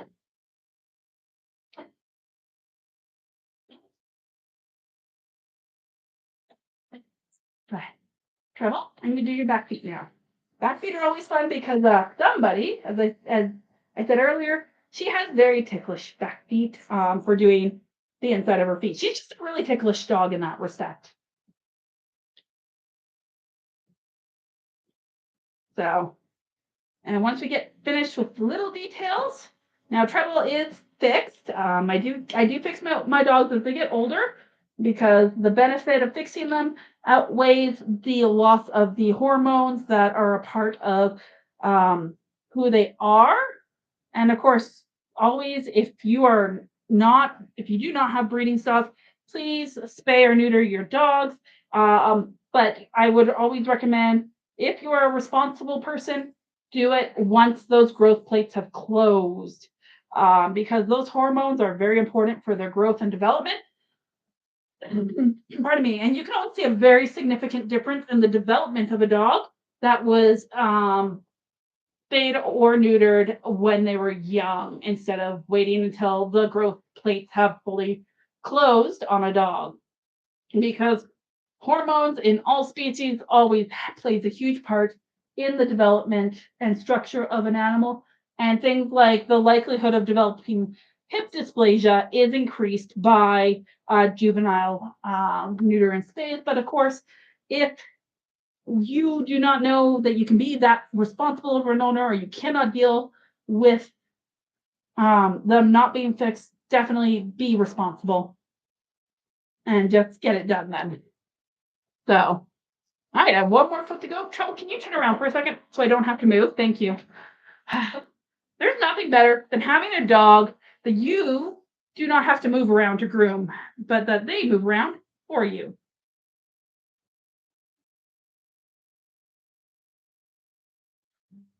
It's so nice. I love it. And maybe the one reason she's so much better trained at this than my other dogs might just simply be because she was my only poodle. She was my only dog for the longest time of her life. And so, especially when she was a show dog, all she did was, you know what? All she did was have my full attention. So, and my full time to train her. When you're splitting your attention between more dogs, it definitely becomes a little bit more difficult to make sure every dog is well trained. Especially when, I'm not really the greatest trainer myself. I certainly try, but where is that fuzziness? Oh, was it ticklish? Sorry, Trubby. Did I tickle you?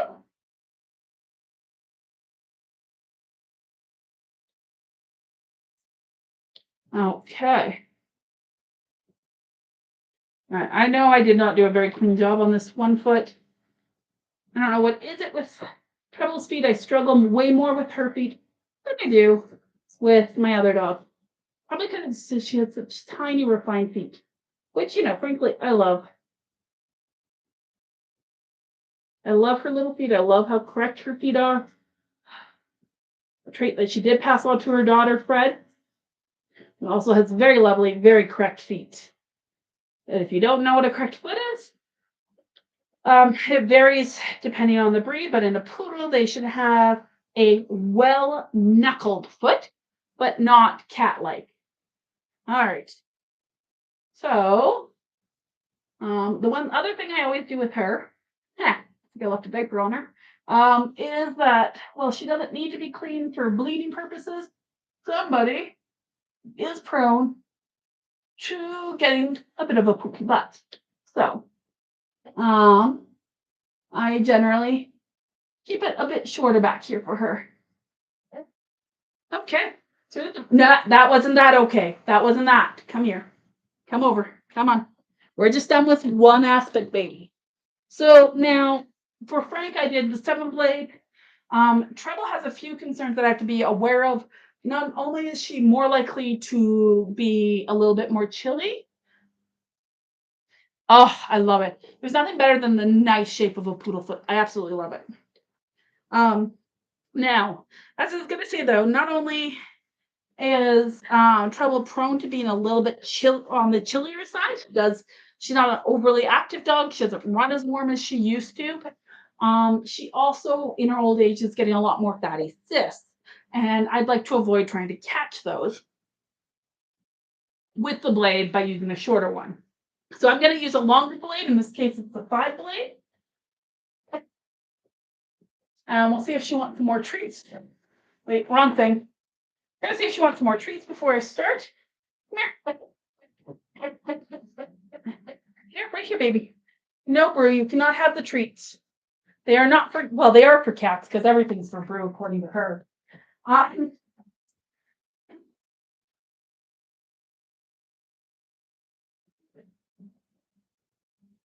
So, all right, so we're going to take the 7 blade off. And unfortunately, Treble, chew. Don't swallow the treat whole, chew it. You know you can chew. You okay? But you don't actually have to inhale them. That's a turn of phrase, not an actuality. Chew. I know you chew because you refuse to take treats in public unless they're small enough that you don't have to chew. Treble, why? Why your butt? Why the butt? Tubby. Nah. I saw that. So unfortunately, we are going to go out of the pony trim, but we are going to keep a small bracelet, and we're going to keep a nicer cotton on, and we're going to do her down, as I said earlier, in a 5 blade. So,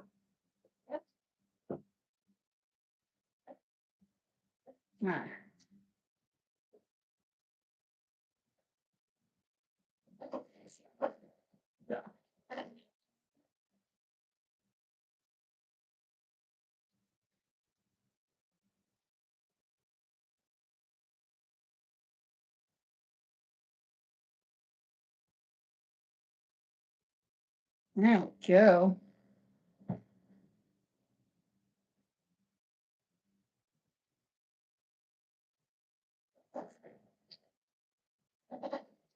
Now I am gonna leave some of that neck hair on.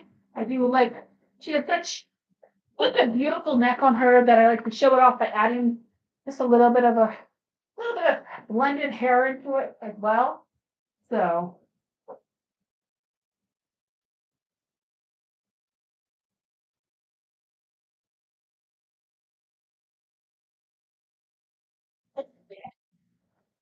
that's gonna simmer down.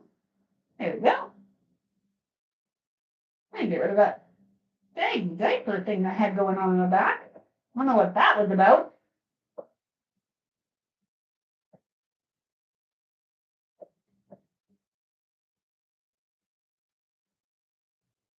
All right.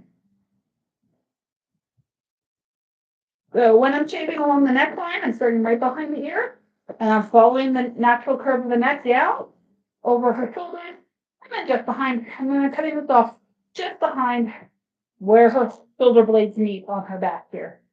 So, ooh, and I am not dropping my foot. That would not be ideal.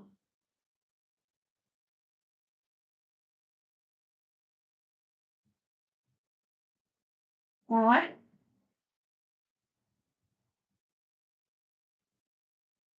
Now you see why I call her my good dog. Even if she had some bad moments for grooming in her old age, she was never like this, except with her nails as a younger dog.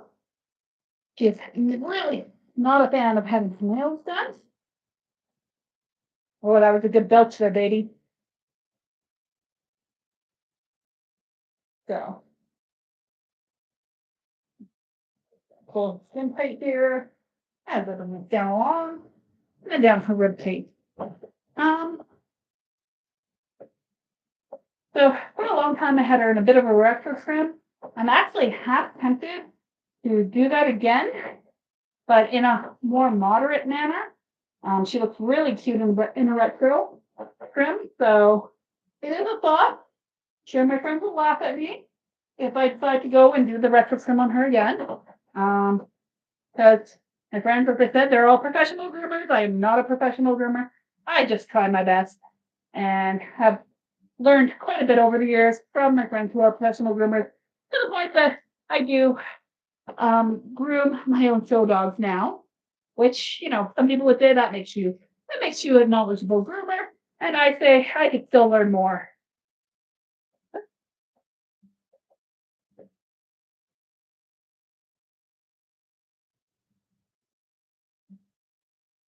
So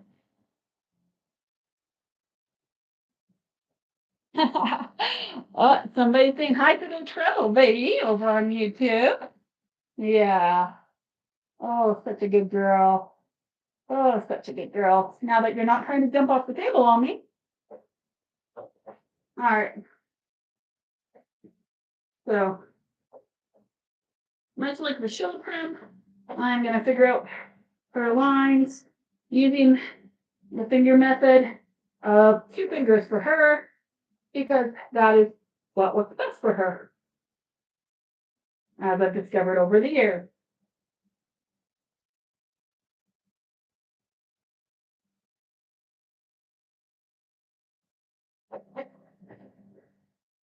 There we go. I actually took care of a bit of the matting. And with, there's her wrist area, her pastern, I'm going to make that. We're going to bring this side down quite a bit here.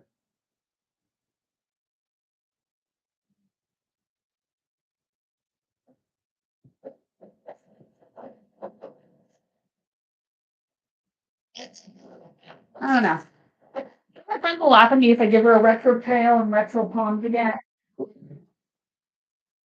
Nobody saw that. I did not trip over my force dryer. That never happened. Never happened. I don't care about the video evidence. Never happened.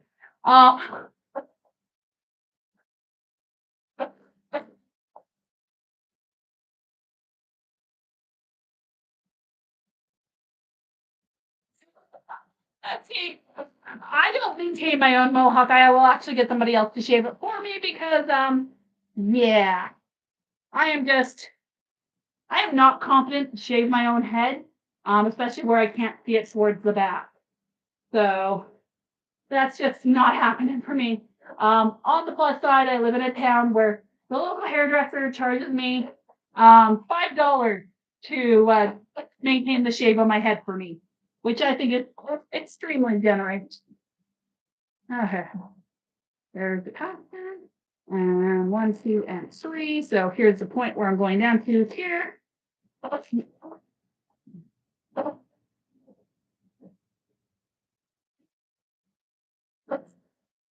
There we go.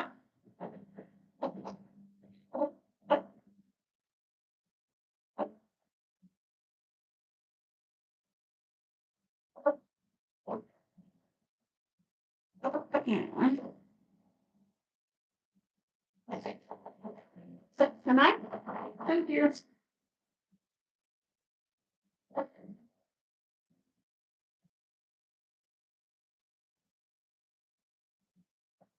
Now, the other thing you have to remember when you're dealing with an older dog, very chubby, is that there is an issue with sometimes their hair sitting out in places. So you don't always want to take them quite as short, even though in many ways it is easier for them. But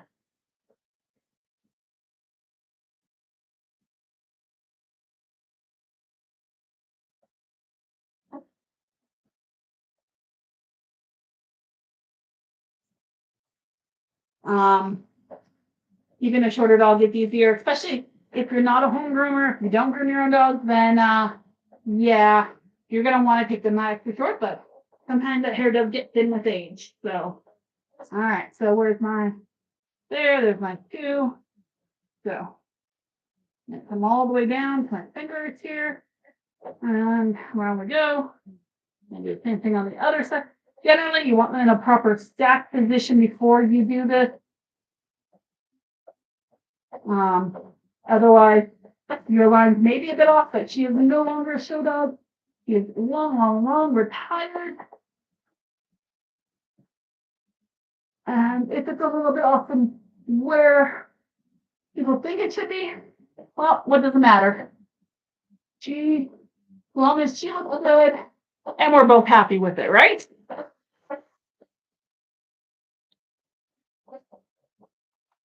I'm just gonna get a slightly cooler blade.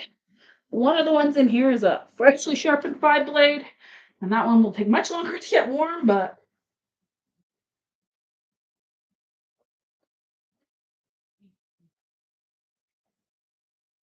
oh, that sucks.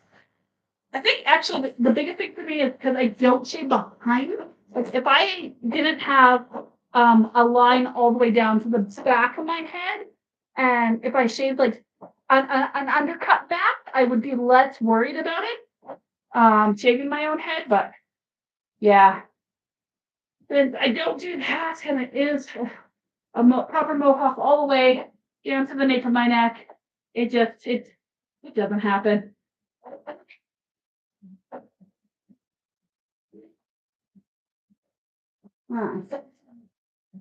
And somebody's tucking her tail underneath in a way that makes it harder for me to chew between under her legs like this. Yeah, well,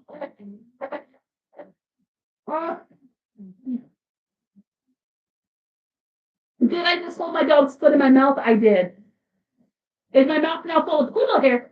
Yes, it is, very much so. Was it worth it? Yes. And now I can actually see what I'm doing, and her tail's out of my way. Okay.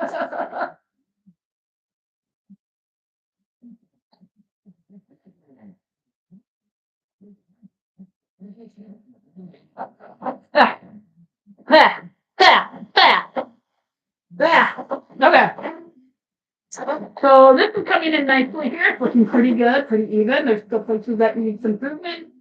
Look at that here. I can always catch some more paste up a little bit later. Once we're done trimming the rest in, I think. But for the most part, she's, yeah, I would say about 90% even. Except for where she's dropping her head into the shoulder blades here. There we go. There we go. And we'll do the other side of the neck, just a little bit more there too. And then I think, Take the fish she had on her side first, because I am not feeling that, which is kind of nice.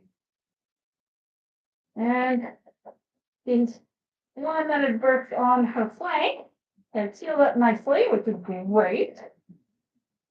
To food. Poor old girl. Getting older is just not for the weak, kids at sweetheart.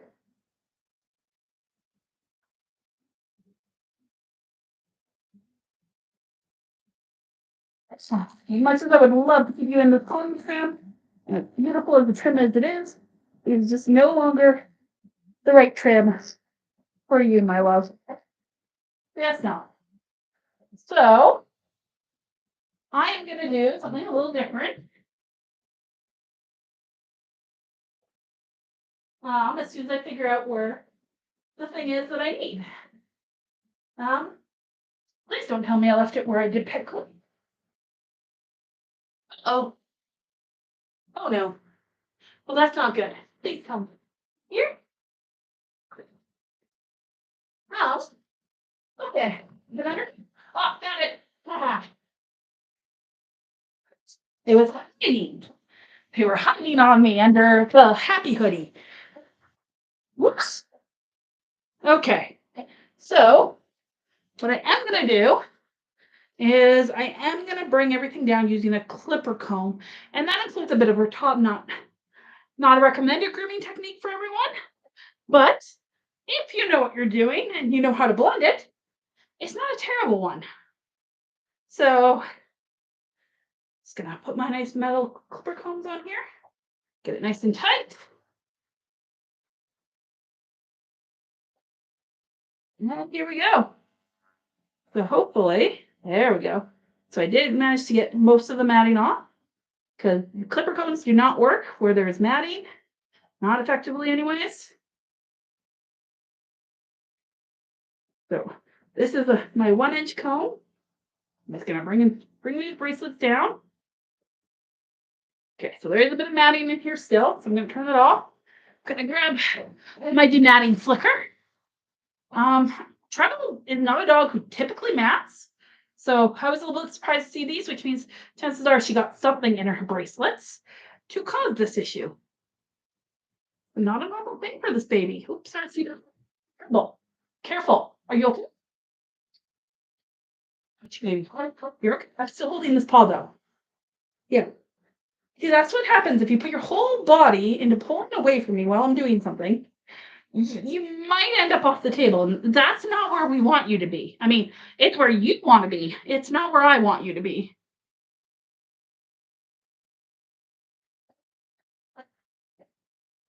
Yes, yes. Trouble is putting on her best performance of the poor dog, who has been groomed very, very frequently throughout her entire life. The entire life. I mean, freaking 5 weeks old, who, when she was a show dog and getting groomed on the weekly. But apparently, this is the worst torture ever. Just the worst. However, I think being a matted and disgusting mess would be more cruel to you. So you will just have to deal with it, baby. Well, I make sure you're a little bit more mat free, so the slicker comb, so the so the shave comb, whatever the heck those combs are called, go through your hair properly. Yeah. Yeah. Yeah, baby. For the dog who does a mat, I don't know how you got mats. Yeah. Oops. Okay.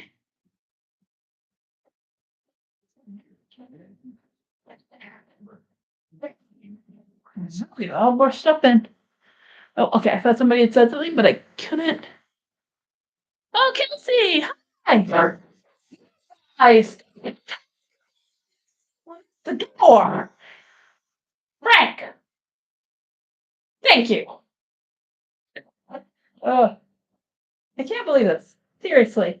This is normally the dog I can just not groom and she just that's not mad.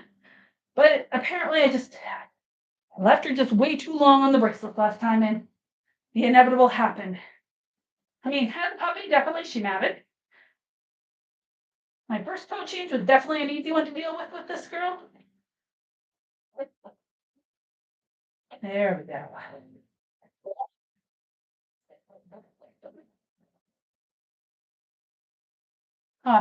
Sorry, thought I heard a bit of thunder, but I think it might just be a vehicle. This. Okay, let's try this again.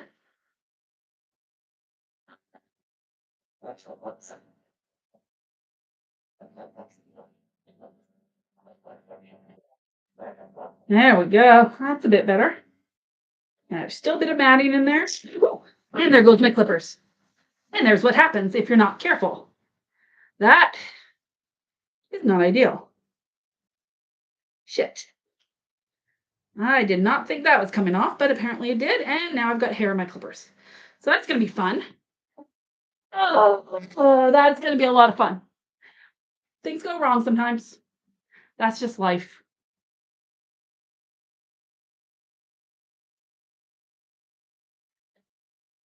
Let's see. Well, it's still moving okay, so we got that going for us. And it landed in a soft spot, which is kind of nice.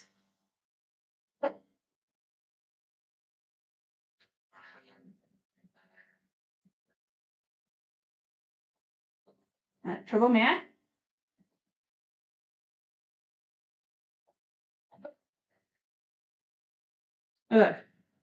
Why are you?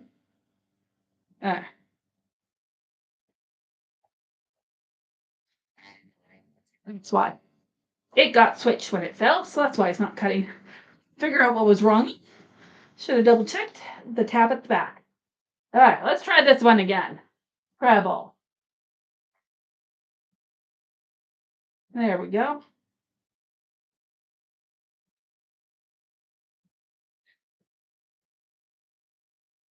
No, we still have mats. Oh, we still have mat in there. What the heck, Treble? You never typically mad. This is Mama's fault. It's not yours. It's all my fault. Did I break the tab? No. Okay. It's just me because I failed. I failed.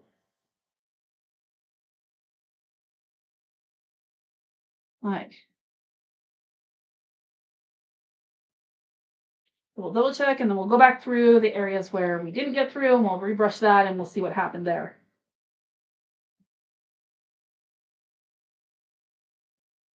Because yeah, these clipper combs are not designed to go through matting. That's not what they're for. At all. Any good groomer will tell you. Because that happens if you hit mat, pops off. Or at least mine do.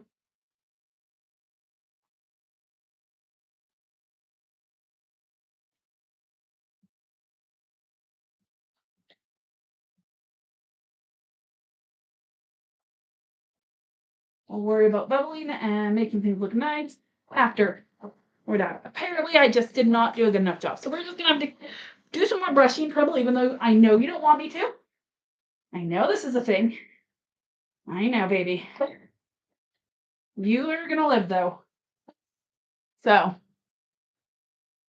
Oh, sweet baby Treble. Oh, my old girl. And this is why prep work is important. How you get a good finish on a dog. And why it's a step you should never, ever skip. Going on there. It's a step I wish I could skip because it takes the longest, I find. Not the bathing, not the drying, although drying can take forever. It is the prep work, but the prep work makes the rest of the groom go better. So, it really not something you should slack on or just not do, even if you think you can avoid it.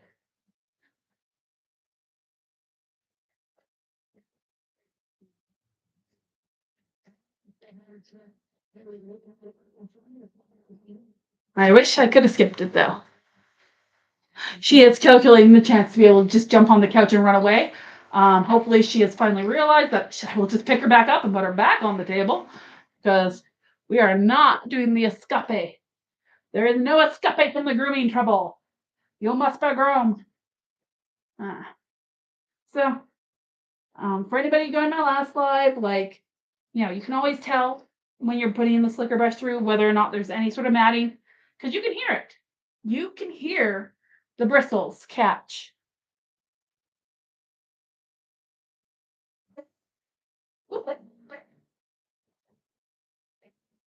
Okay. If she were a show dog, I would not be hauling on her hair like this. She is no longer a show dog, and I'm not as concerned about breaking the hair a bit. So,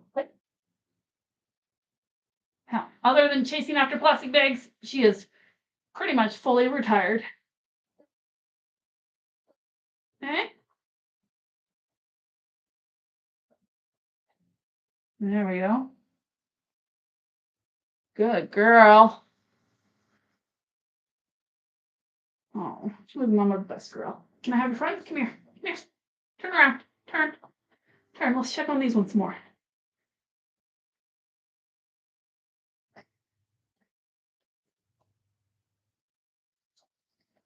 If I don't look, it's not happening, she says. If I don't look, it's not actually happening. She's a little ridiculous that way.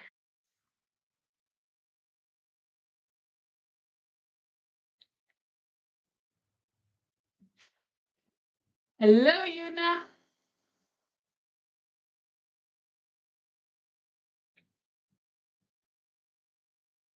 Ah, there it is. This one right at the back there. There. Yep.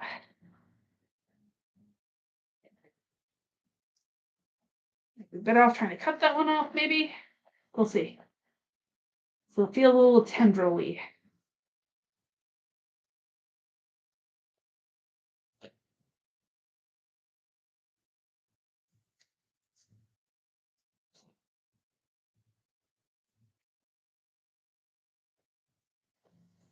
Did I just pull them out with my bare fingers? Yes, I did.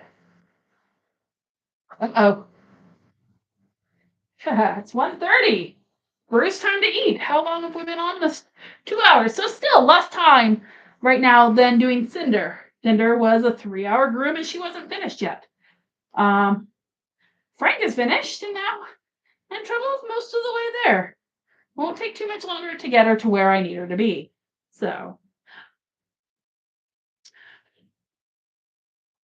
let's try this again now that we've done a little bit better prep work. Trouble, that doesn't help me at all. There we go. That was better. May I?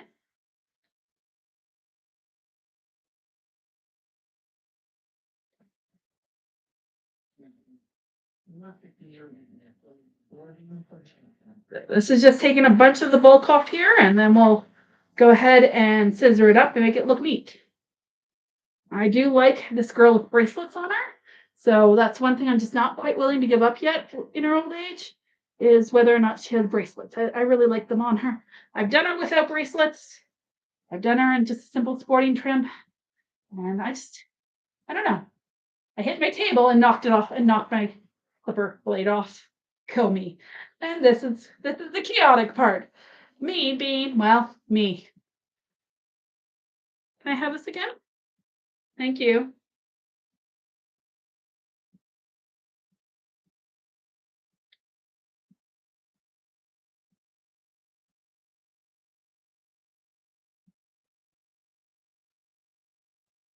And this is just so that I have a nice, better bit of a base there to work with.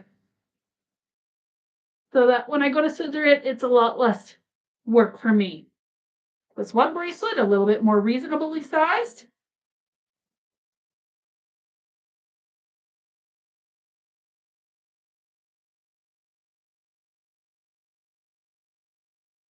Yeah.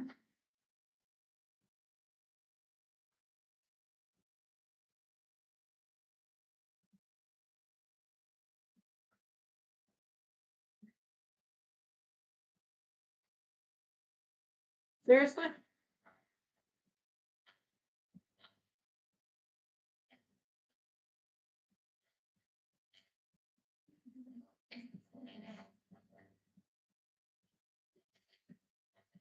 Okay. Once again, Trouble is of the opinion that if she's not looking at it, it's not actually happening. Which, unfortunately, I hate to tell her, it still happens when she's not looking.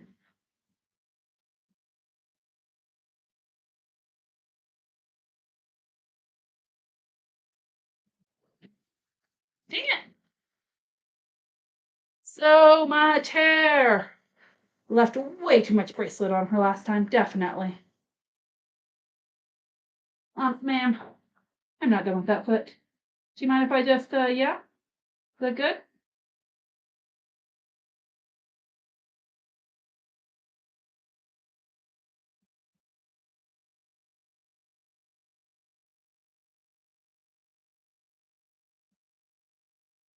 Apparently, even though it sounded like it was finished, it was not finished in the back. So we're just gonna get a quick brush out again. And well, ideally I should be combing it. I would like to be done grooming now.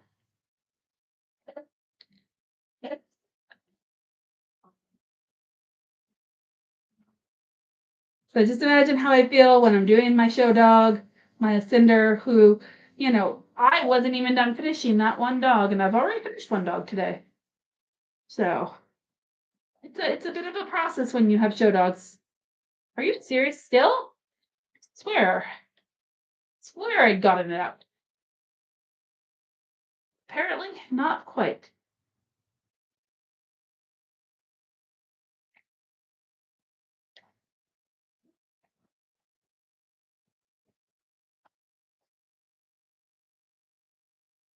Okay, let's try that now. Okay, try that one now. Maybe it'll go through this time. There we go. Or not. Seriously. What is going on there? Did you get super glue? She did not get super glue in the bracelet, just for the record. This dog literally does nothing but sleep. And that was me hitting the table that time. Yay me. May I? Ma'am? Thank you. There we go. That's a bit better this time. I did get it all. Yeah, not hit the table maybe.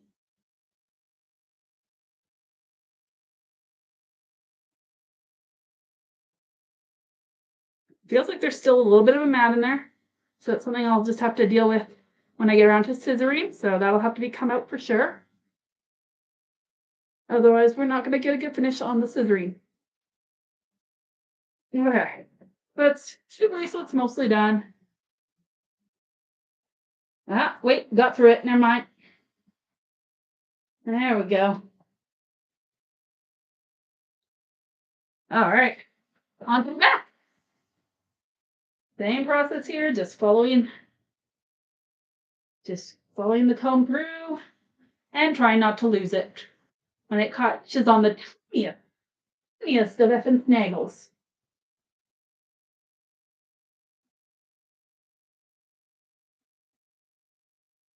Yeah, pretty much. I mean, when she goes out for a potty, she's usually the first at the door going, "Mother, let me in." If I'm outside doing work in the yard, she's just very impatient for me to get her back into the house. She is definitely, in her opinion, a house dog, and should be nowhere else but in the house unless there is a bag to chase.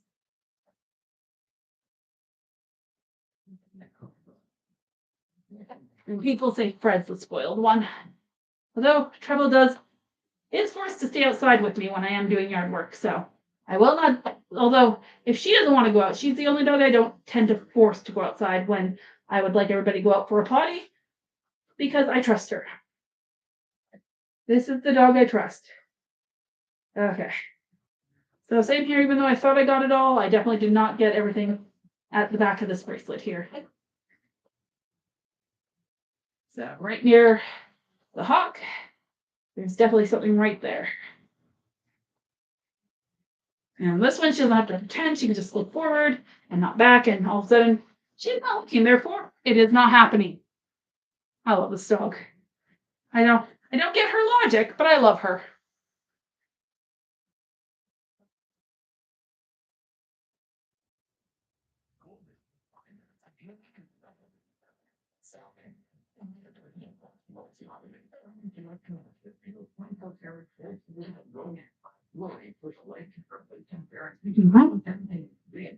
Just gonna lift your leg up here, baby. Otherwise, I'm gonna just, keep dropping my clippers.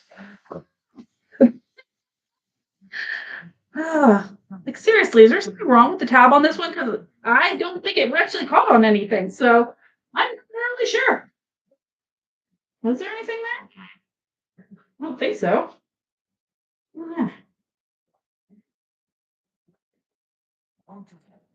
Time there was 40. And I am covered in poodle hair right now.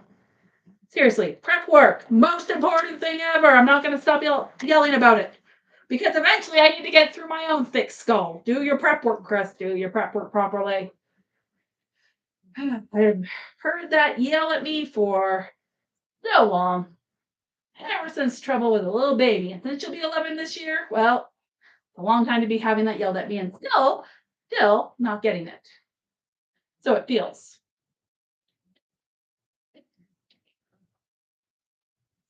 Can I have this, please? I would very much like this. Okay. So that feels better. Felt like it was going through okay. So come on. Come on. Do what you're supposed to. There's nothing here to get stuck on. Why are you stuck? There we go. That I understand. That has big mat right at the top there. It did not come out while I was brushing. Go figure.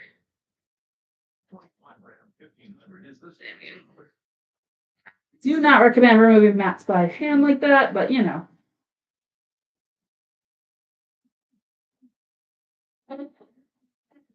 anything I can do to make this go a little bit quicker than picking up a brush again.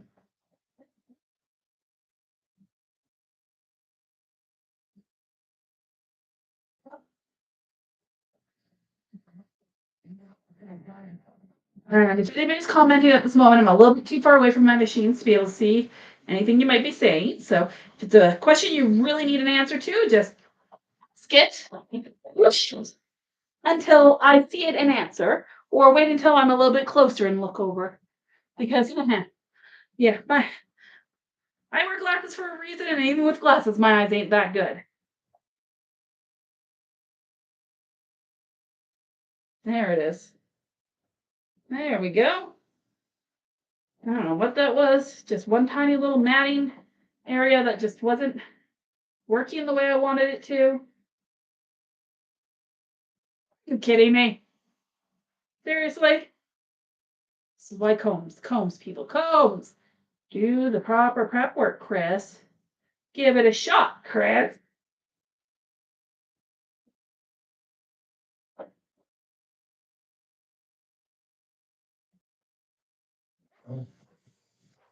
Okay, what are you talking about? And I get the tater.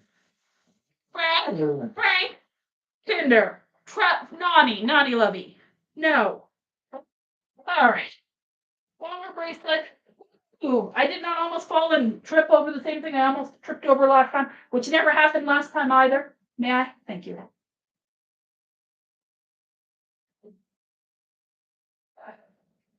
These clippers do not last as long as they used to without being plugged in.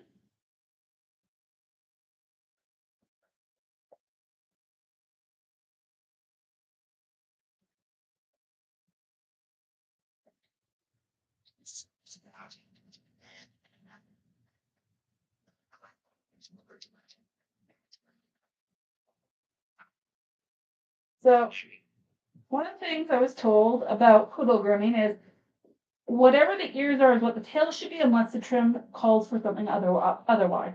So if you have long ears, long hair on the ears, you should have longer hair on the tail to balance it, or at least the top knot. Basically, it's all about balance, right? You want the trim to be balanced. So because I'm leaving about an inch of hair on her bracelet and her top knot, I'm going to leave about an inch of hair on Treble's tail as well, and then scissor that up when I'm ready to.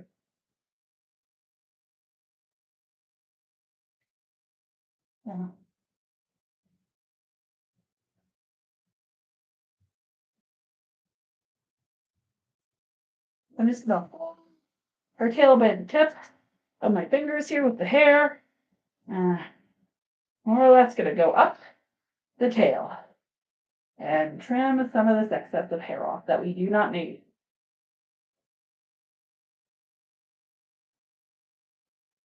Okay, there it is. I knew there was a mat on the tail and I wasn't finding where it was. It wasn't a big one, but it's a very loose mat. It's still there. I wasn't catching it doing a full tail brush. So I knew once I started shaving, I was gonna find it. Okay, brush it down. There we go.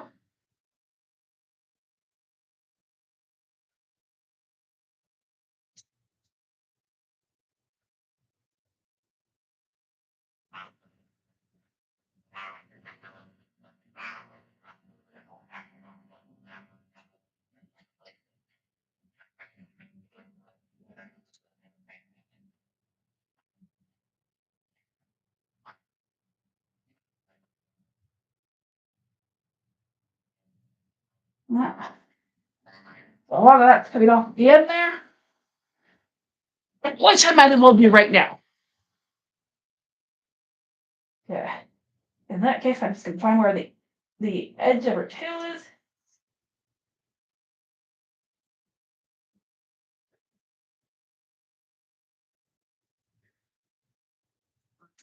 And I'm gonna lift it a little bit and then I'm just gonna scissor around. So there's some more that needs to come off of that tip there. So I'm just gonna push it down. Yes, treble. And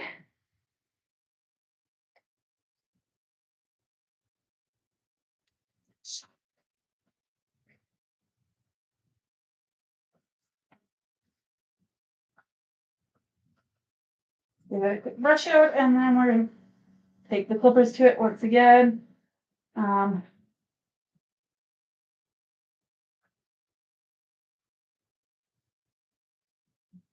That way I don't have as much to have to scissor off and shape at the end of this.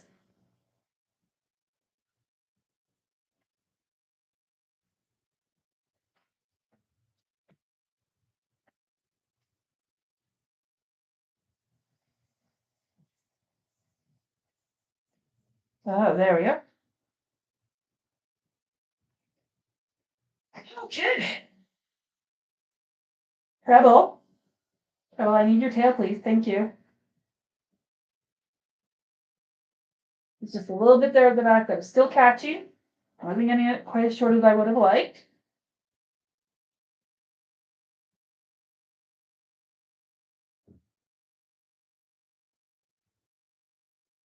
So once again, like one of the ways I started learning how to create a trim was through shaping with clippers, which is very different from how most people learn.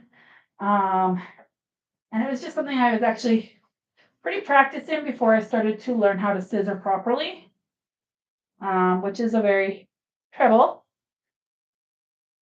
different skill. But knowing your shapes is definitely a useful thing.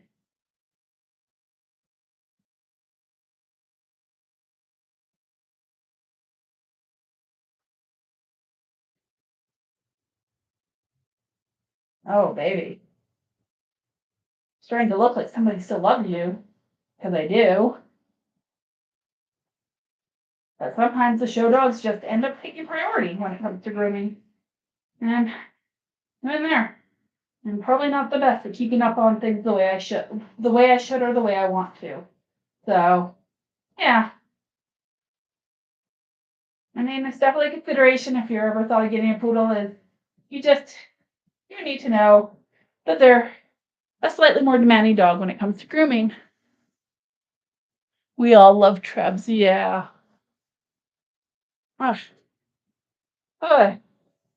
So, um, I'm not going to do over her entire head with the clippers. What I am doing is I am going to come up the sides and a little bit up the front just to bring it down to a place where I want. and I will blend into that from the center. So if you notice me doing this, you'll notice me lifting my clippers as I go inwards, and because that is what I want to do. So, and then the other thing I'm going to do is I'm going to get rid of her pony. There goes the mane on the pony. And that's going to get blended in too. I'm just going to bring that right down. And we're going to say goodbye to the pony. Because, yeah, it was always one of my favorite trims on her, but as she's aged, it doesn't work with her hair as her aging hair type. So that is unfortunately a reality. Much like our hair changing as we age and our hormones change, you know, dog hair changes too. The much more beautiful texture she had as a young dog is gone. So, and then once she got spayed, of course, with those hormones gone, that's going to change the hair texture as well, which changes how I groom her. I know no shade to any groomers, but it's definitely something I think I've seen some groomers do where they don't really take into consideration, or even owners, like they just want the same trim all the time, but they don't really take into consideration the dog's age and how their hair type and their hair condition changes as they age. And that really, the trim you like on your dog should probably change to deal with the fact that their hair also changes.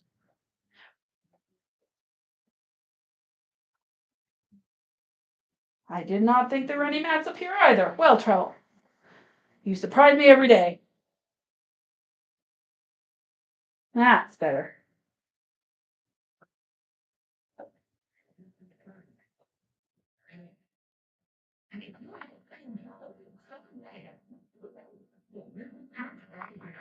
The dog that doesn't mat has decided she will be matting. Maybe it's her bid to mom groom me more, but I don't know. That's not big, as you can tell. Definitely not her favorite pastime. Uh,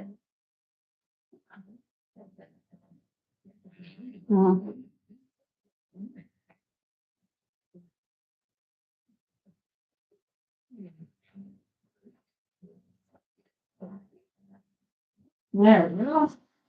Slowly but surely, her trim is taking shape.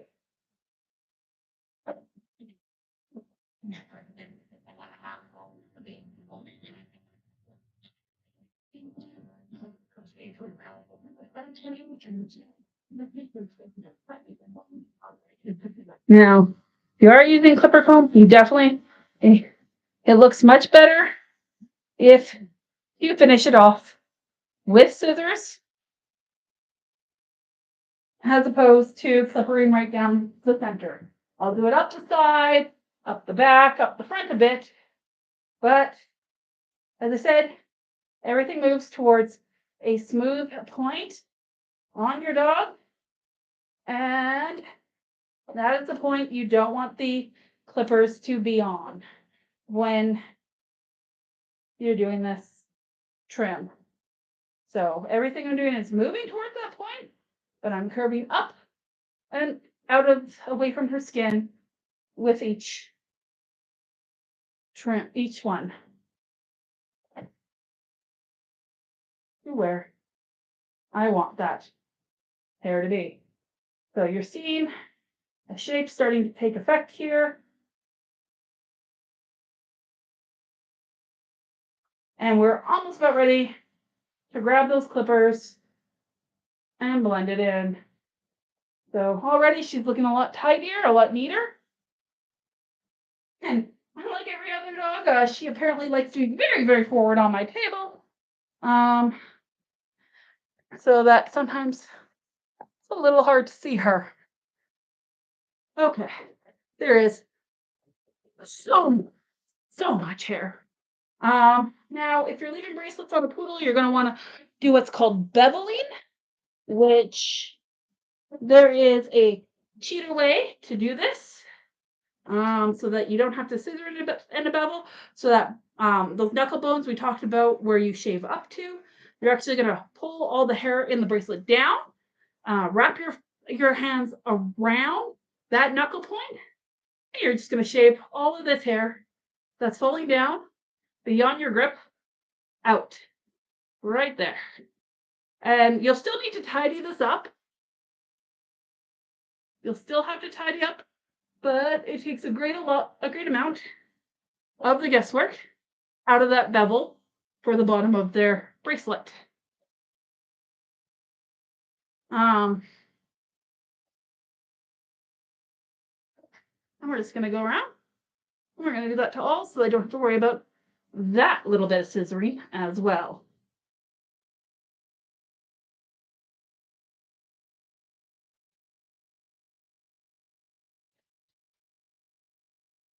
And there's another beautifully beveled foot. All right, next side. Now we're going to lift that side up. We're going to do the same thing once again. Pull it down to the knuckle, and everything that falls below your hand comes off.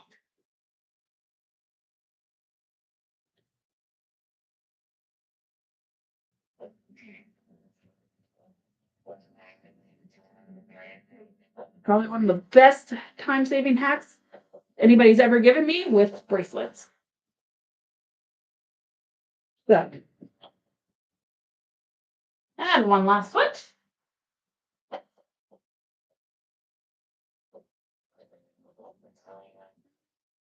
Same deal. Anything past that hand, we're just gonna take that right off. And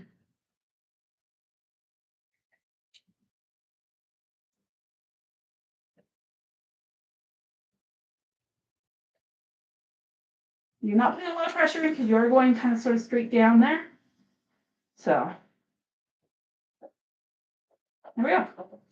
Yes, I just held working clippers as I used the same hand to scratch my freaking face. So I'm looking and shave my own hair off.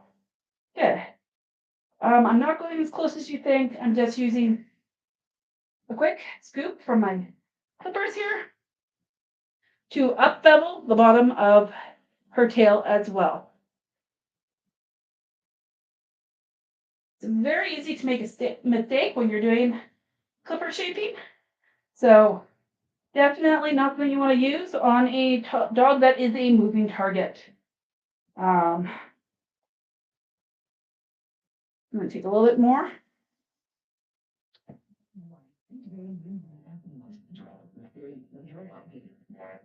So a dog like Treble is perfect for learning this on because she's very still.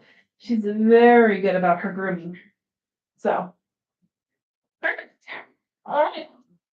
So, our next step here is, bloody hell, is we have to shape the top of that head and her feet, and then and a little bit around her ears, and then she's going to be good to go. So I'm going to start with my blenders here, so these ones here, so you can see those. And I'm going to blend in, you lift your ear, I'm going to blend in this neckline here where I left things up. And that way we don't have all this hair hanging down along the side of her neck. Now, when I was first learning, I had this really bad habit that I would tip my scissors inwards at the top of the neck, and I'd create almost like this shark fin shape at the top, which, not ideal, not what you want at all. And so I had to learn to break that habit as I learned to groom. Oh, now right now my only problem with scissoring is there's something wrong with one of my wrist my right wrist, which is of course, the hand I use for scissoring, and so scissoring is actually kind of painful at the moment. And I was wearing my brace last night, and think when I have a chance, I will probably talk to my doctor about what's going on with my wrist. Till I start my new job at the end of July, I don't have coverage for prescription medication. So that will just have to wait. And you see me asking her to put her head down here a bit because I just want to trim the base here where I left it long near her shoulders. And so I want to make sure that that is blending into her body nicely. So my volunteer, my best friend and mentor in grooming, Liz, yelling at me, use your comb, Chris, use your comb. You have a comb for a reason, Chris. Um, yeah, I do have a comb for a reason. Yes, I should be using it because if you want a nice finish, it is comb, comb, comb, scissor, comb, comb, comb, scissor. However, once again, my wrist hurts, and the longer I'm doing this for, the more it's gonna hurt me. So we don't want to do that. We don't want to hurt me, and we don't want Treble to have to be on the table too much longer than absolutely necessary.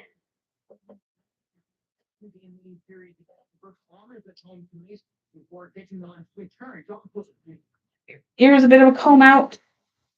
They're less curly, so they can blend in a bit nicer to what I'm doing with the rest of her. All right, there we go. Perfect.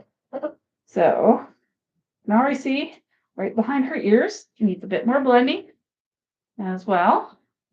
And even though I know I put this all to one side, we're just gonna come right down these lines here and make sure that it looks better now that we have it all combed out. And that's a bit better. Okay. So you still can't see poor Treble's eyes. So it's time I'm gonna bring out my curves. And we're gonna finish off her top knot here. So when I'm doing the sides, I'm gonna look for anything that's down hanging here. I'm gonna bring that across, and then we're gonna keep those scissors on a slight angle as I go around in front of her eyes because I want my dog to be able to see. And as I said, she's already prone to the fact that she has goopy eyes. So I want to make sure that we reduce the amount of hair by her eyes so that we don't have to deal with the fact that she does get goopy if I don't keep it tidy. So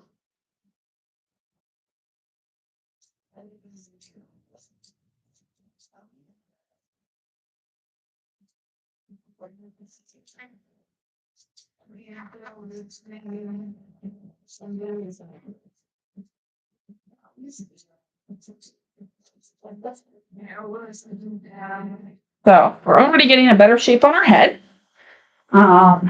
Looking a lot tidier. She's definitely looking a lot tidier than she was when we started this.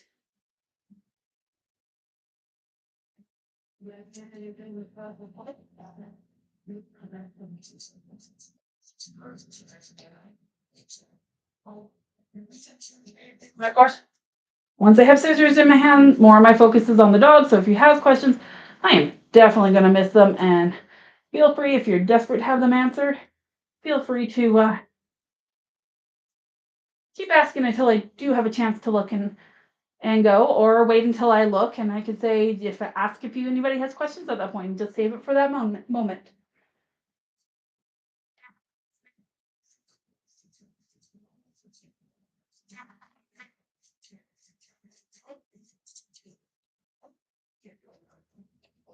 All right. And comb is right over here. So there's a few spots in here that could definitely use a bit more oomph because it's falling down a bit.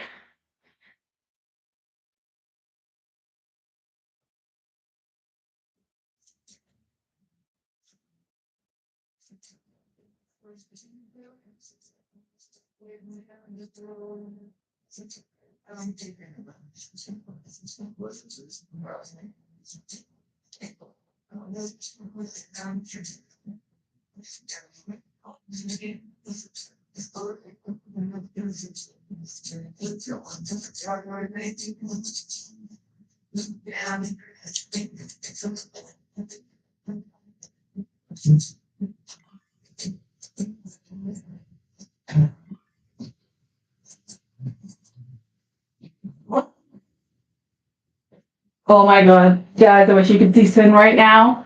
Cinder is dreaming so hard she is snorting in her sleep, and her feet twitch. It's kind of hilarious.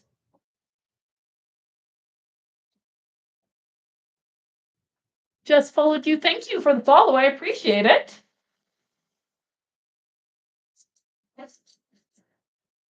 Hmm. Ah.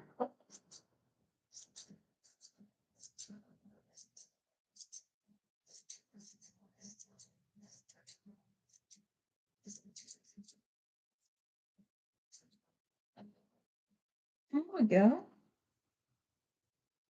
So there we go. We're getting a nice little shape on the face there, and I think we're getting a lot of glare on my one camera for TikTok.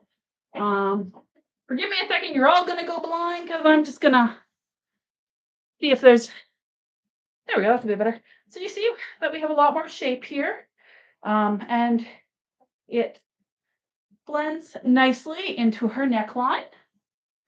So there's a little bit in behind her ear here that I can use some trimming with still, but it's definitely a much nicer line on her, and the neater trim on her too. It's gonna trim in behind her ear. You don't need all that bulk in there, not at all.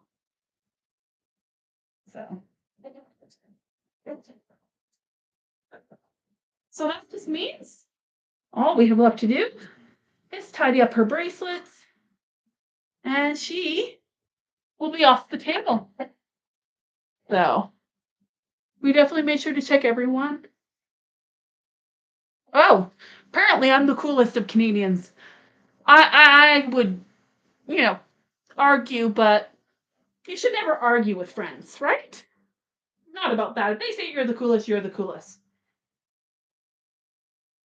Like that's just that. Uh, so we do have to do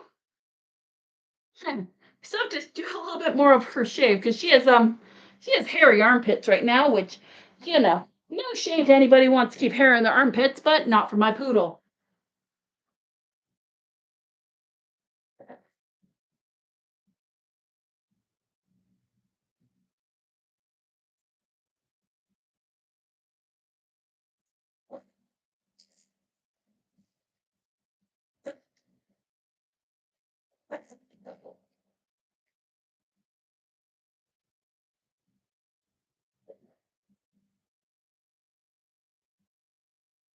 Mhm. I forgot we just need to still do a finish trim with the clippers.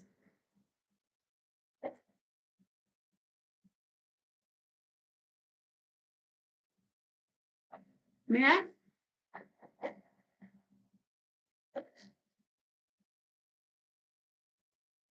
Ah. One thing I don't mind is going a little bit shorter in the armpits where necessary. Um, it's good. That's a high That's a high movement area and nice baby. And the more movement in an area, of course, the more likely an area is to nap. So yeah, it's definitely one of the places where I'm not too shy about taking it a little extra shorter and going in a reverse if I have to. Yeah.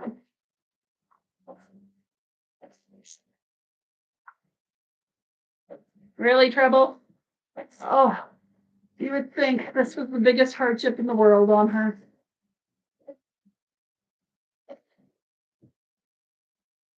Biggest hardship ever.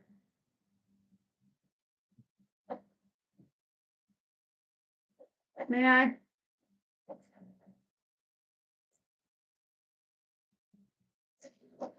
There we go, baby. It's really not the biggest hardship in the world. But don't tell Treble that.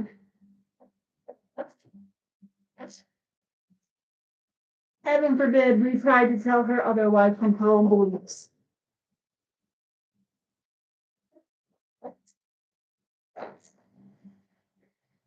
Trouble is a mood gift right now. Yeah, yeah, she is. If anybody has any questions, I'm close enough to be able to look over and see them. So questions about about my dog, my process, more or less anything. I mean, if I don't want to answer a question, I just won't answer it. Simple as that.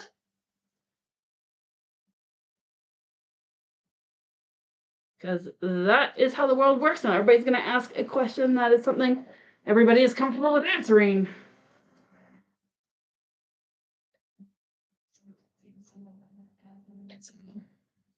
Questions. Do I have a favorite style of trim or does it change per dog? It does change per dog, although overall, I am a big fan of what's called the pony trim, which was a version of what Trouble was in before we started grooming. Um, I think it's such a fun trim, and on the right dog, it is just absolutely beautiful to look at.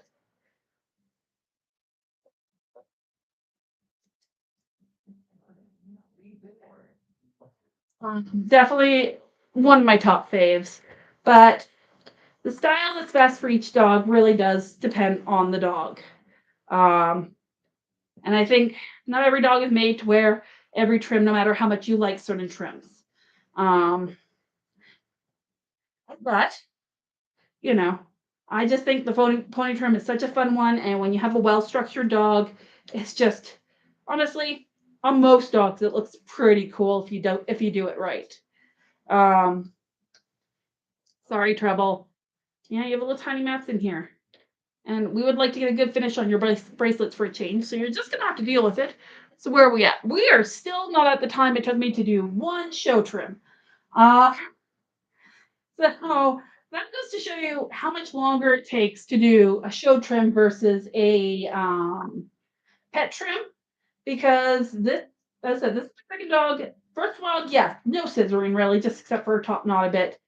But those show trims do take forever. But we are almost done here. That just making sure these bracelets are looking the way we want them to. And I would definitely say when it comes to grooming, bracelets are hard to do.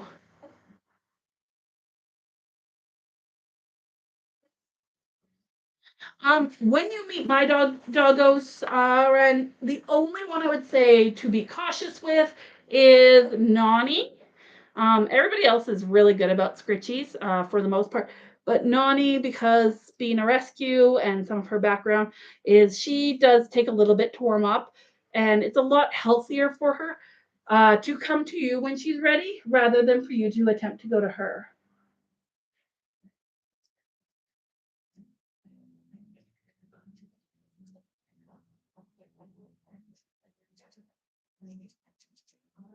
Everybody else, they're good.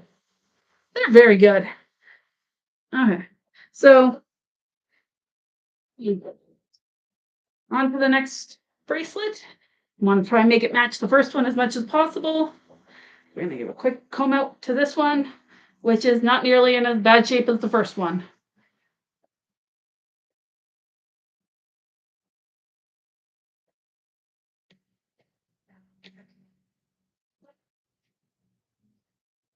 Yeah.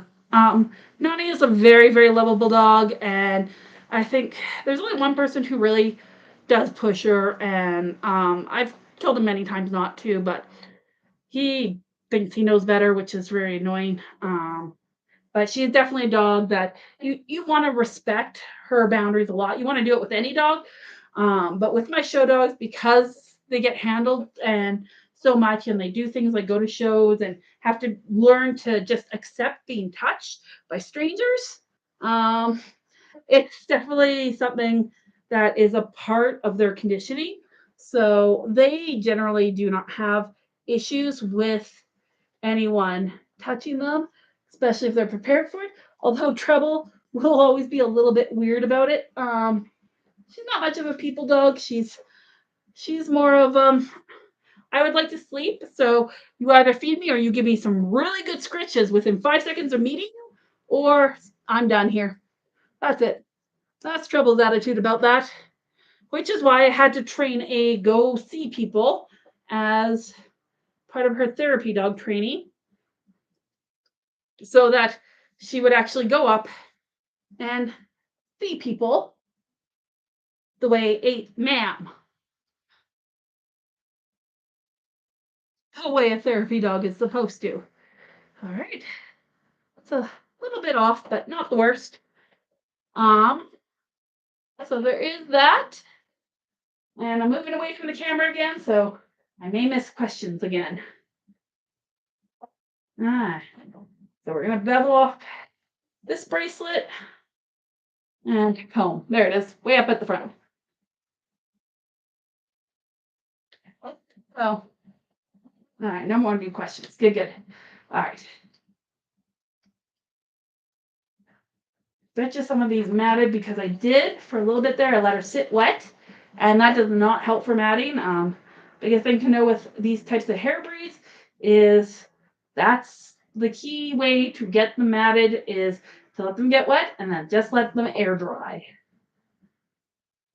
And guaranteed that will cause matting. And I did not think it was going to be that bad, but as I said, she's not typically the dog who mats, but apparently this time she is.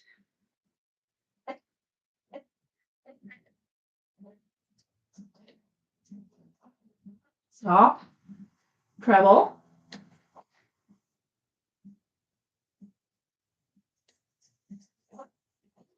I dread the day that I'm going to have to say goodbye to this girl.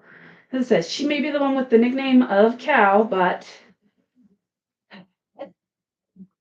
we've been together so long, and I just love her. New location with your previous locations,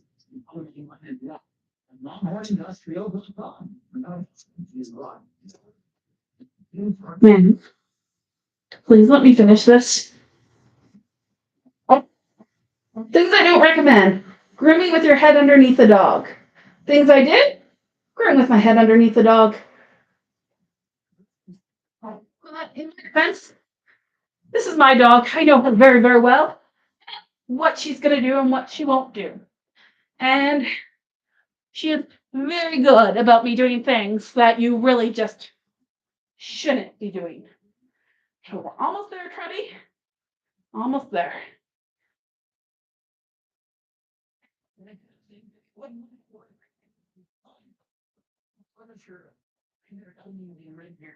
Problem with having this much poodle hair on a table is I consistently lose things like my comb.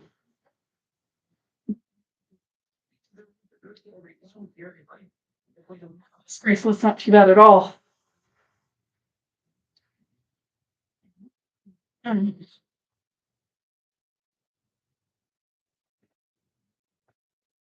Like, well, either Dan Robert and more, or maybe Dan Weber, Jack, Fred Michaels and more.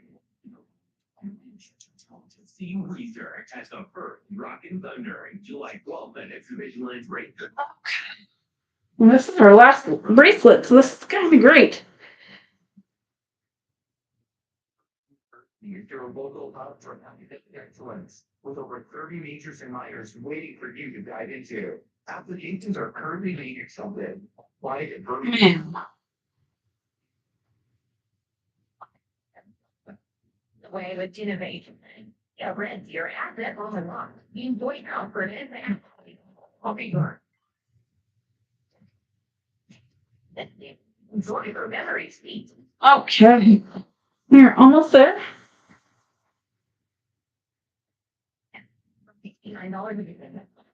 There's an advertisement for the actual vehicle I own on the radio right now. I mean, not mine, but same type. Okay. Let's get this table cleaned up. Let's see what we're dealing with here. So, I'm gonna use my comb. There is just so much hair on my floor right now, guys. You have no idea. What? And where are we at? We're still not at fully 3 hours of this, and I've waited a while. Definitely. 2 pit dogs, much more effective, or much quicker to do than one show dog. There. You're wondering, it's because I did notice something while I was lifting her tail here. So I'm just gonna pop over and tighten that up before I finish the table.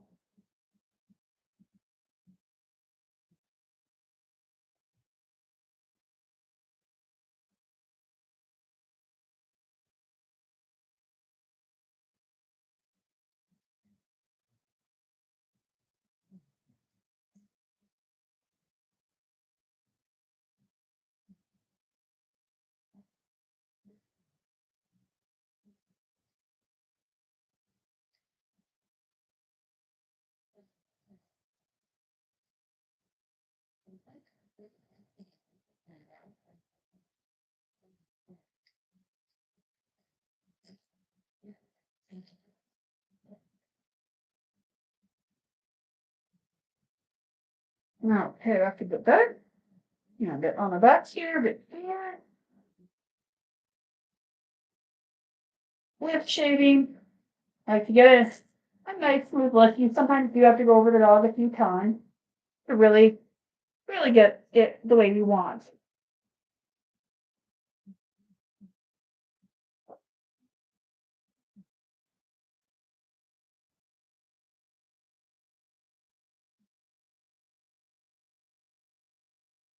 Okay. Oops.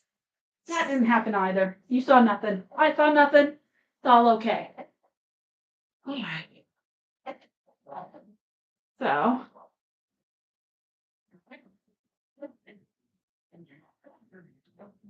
right. So let's see what we got here. There's definitely a few spots for improvement, but let's show you all the final trim. So we're gonna see if we can get this. So there's our final trim. Let's see for YouTube. Sorry for the vertical version of TikTok. You don't get as much as the final view, but there we go. So there are places you can improve. Like you can see, this isn't as good as it could be. Could definitely blend that in a bit more. And I might just do that before I shut off. But we're almost there, I think.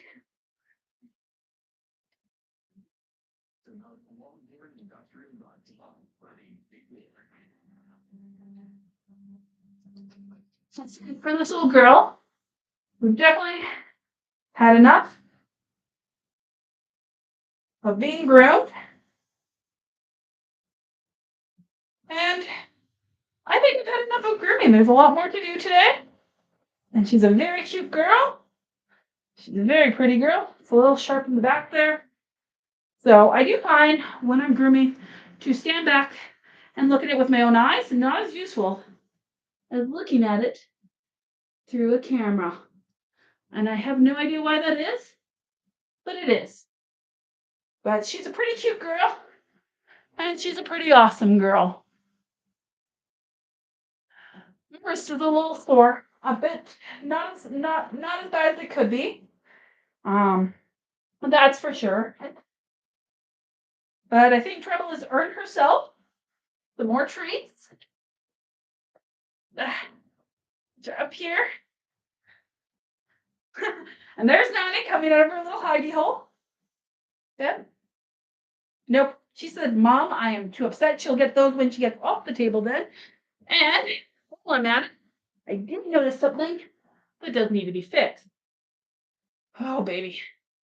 Which is, there's a bit of fuzz under her nose there, above her nose. And a little bit on the side of her face. Stop, baby. Because she is prone to getting gooky faces at her, especially in her old age. We do like to make sure her face is nice and clean. Okay. I'm sorry, baby. I have to fix this. I went so wide on that one side, but we're just gonna might as well match it. I'm gonna be bad on one side, I might as well be bad on both sides. Okay, there we go. Okay, so that's it for today's live action group. Um, I will try and give people some sort of warning next time as well. I do my best to give at least a little bit of a heads up, but some days grooming really, the time I groom during the day really depends on my energy level when I get up and what I was doing the previous day. So it does vary. But I hope everybody has a wonderful day and thank you for joining. So let's get these. Start with TikTok because it's harder and now and now for YouTube. You guys have a great day.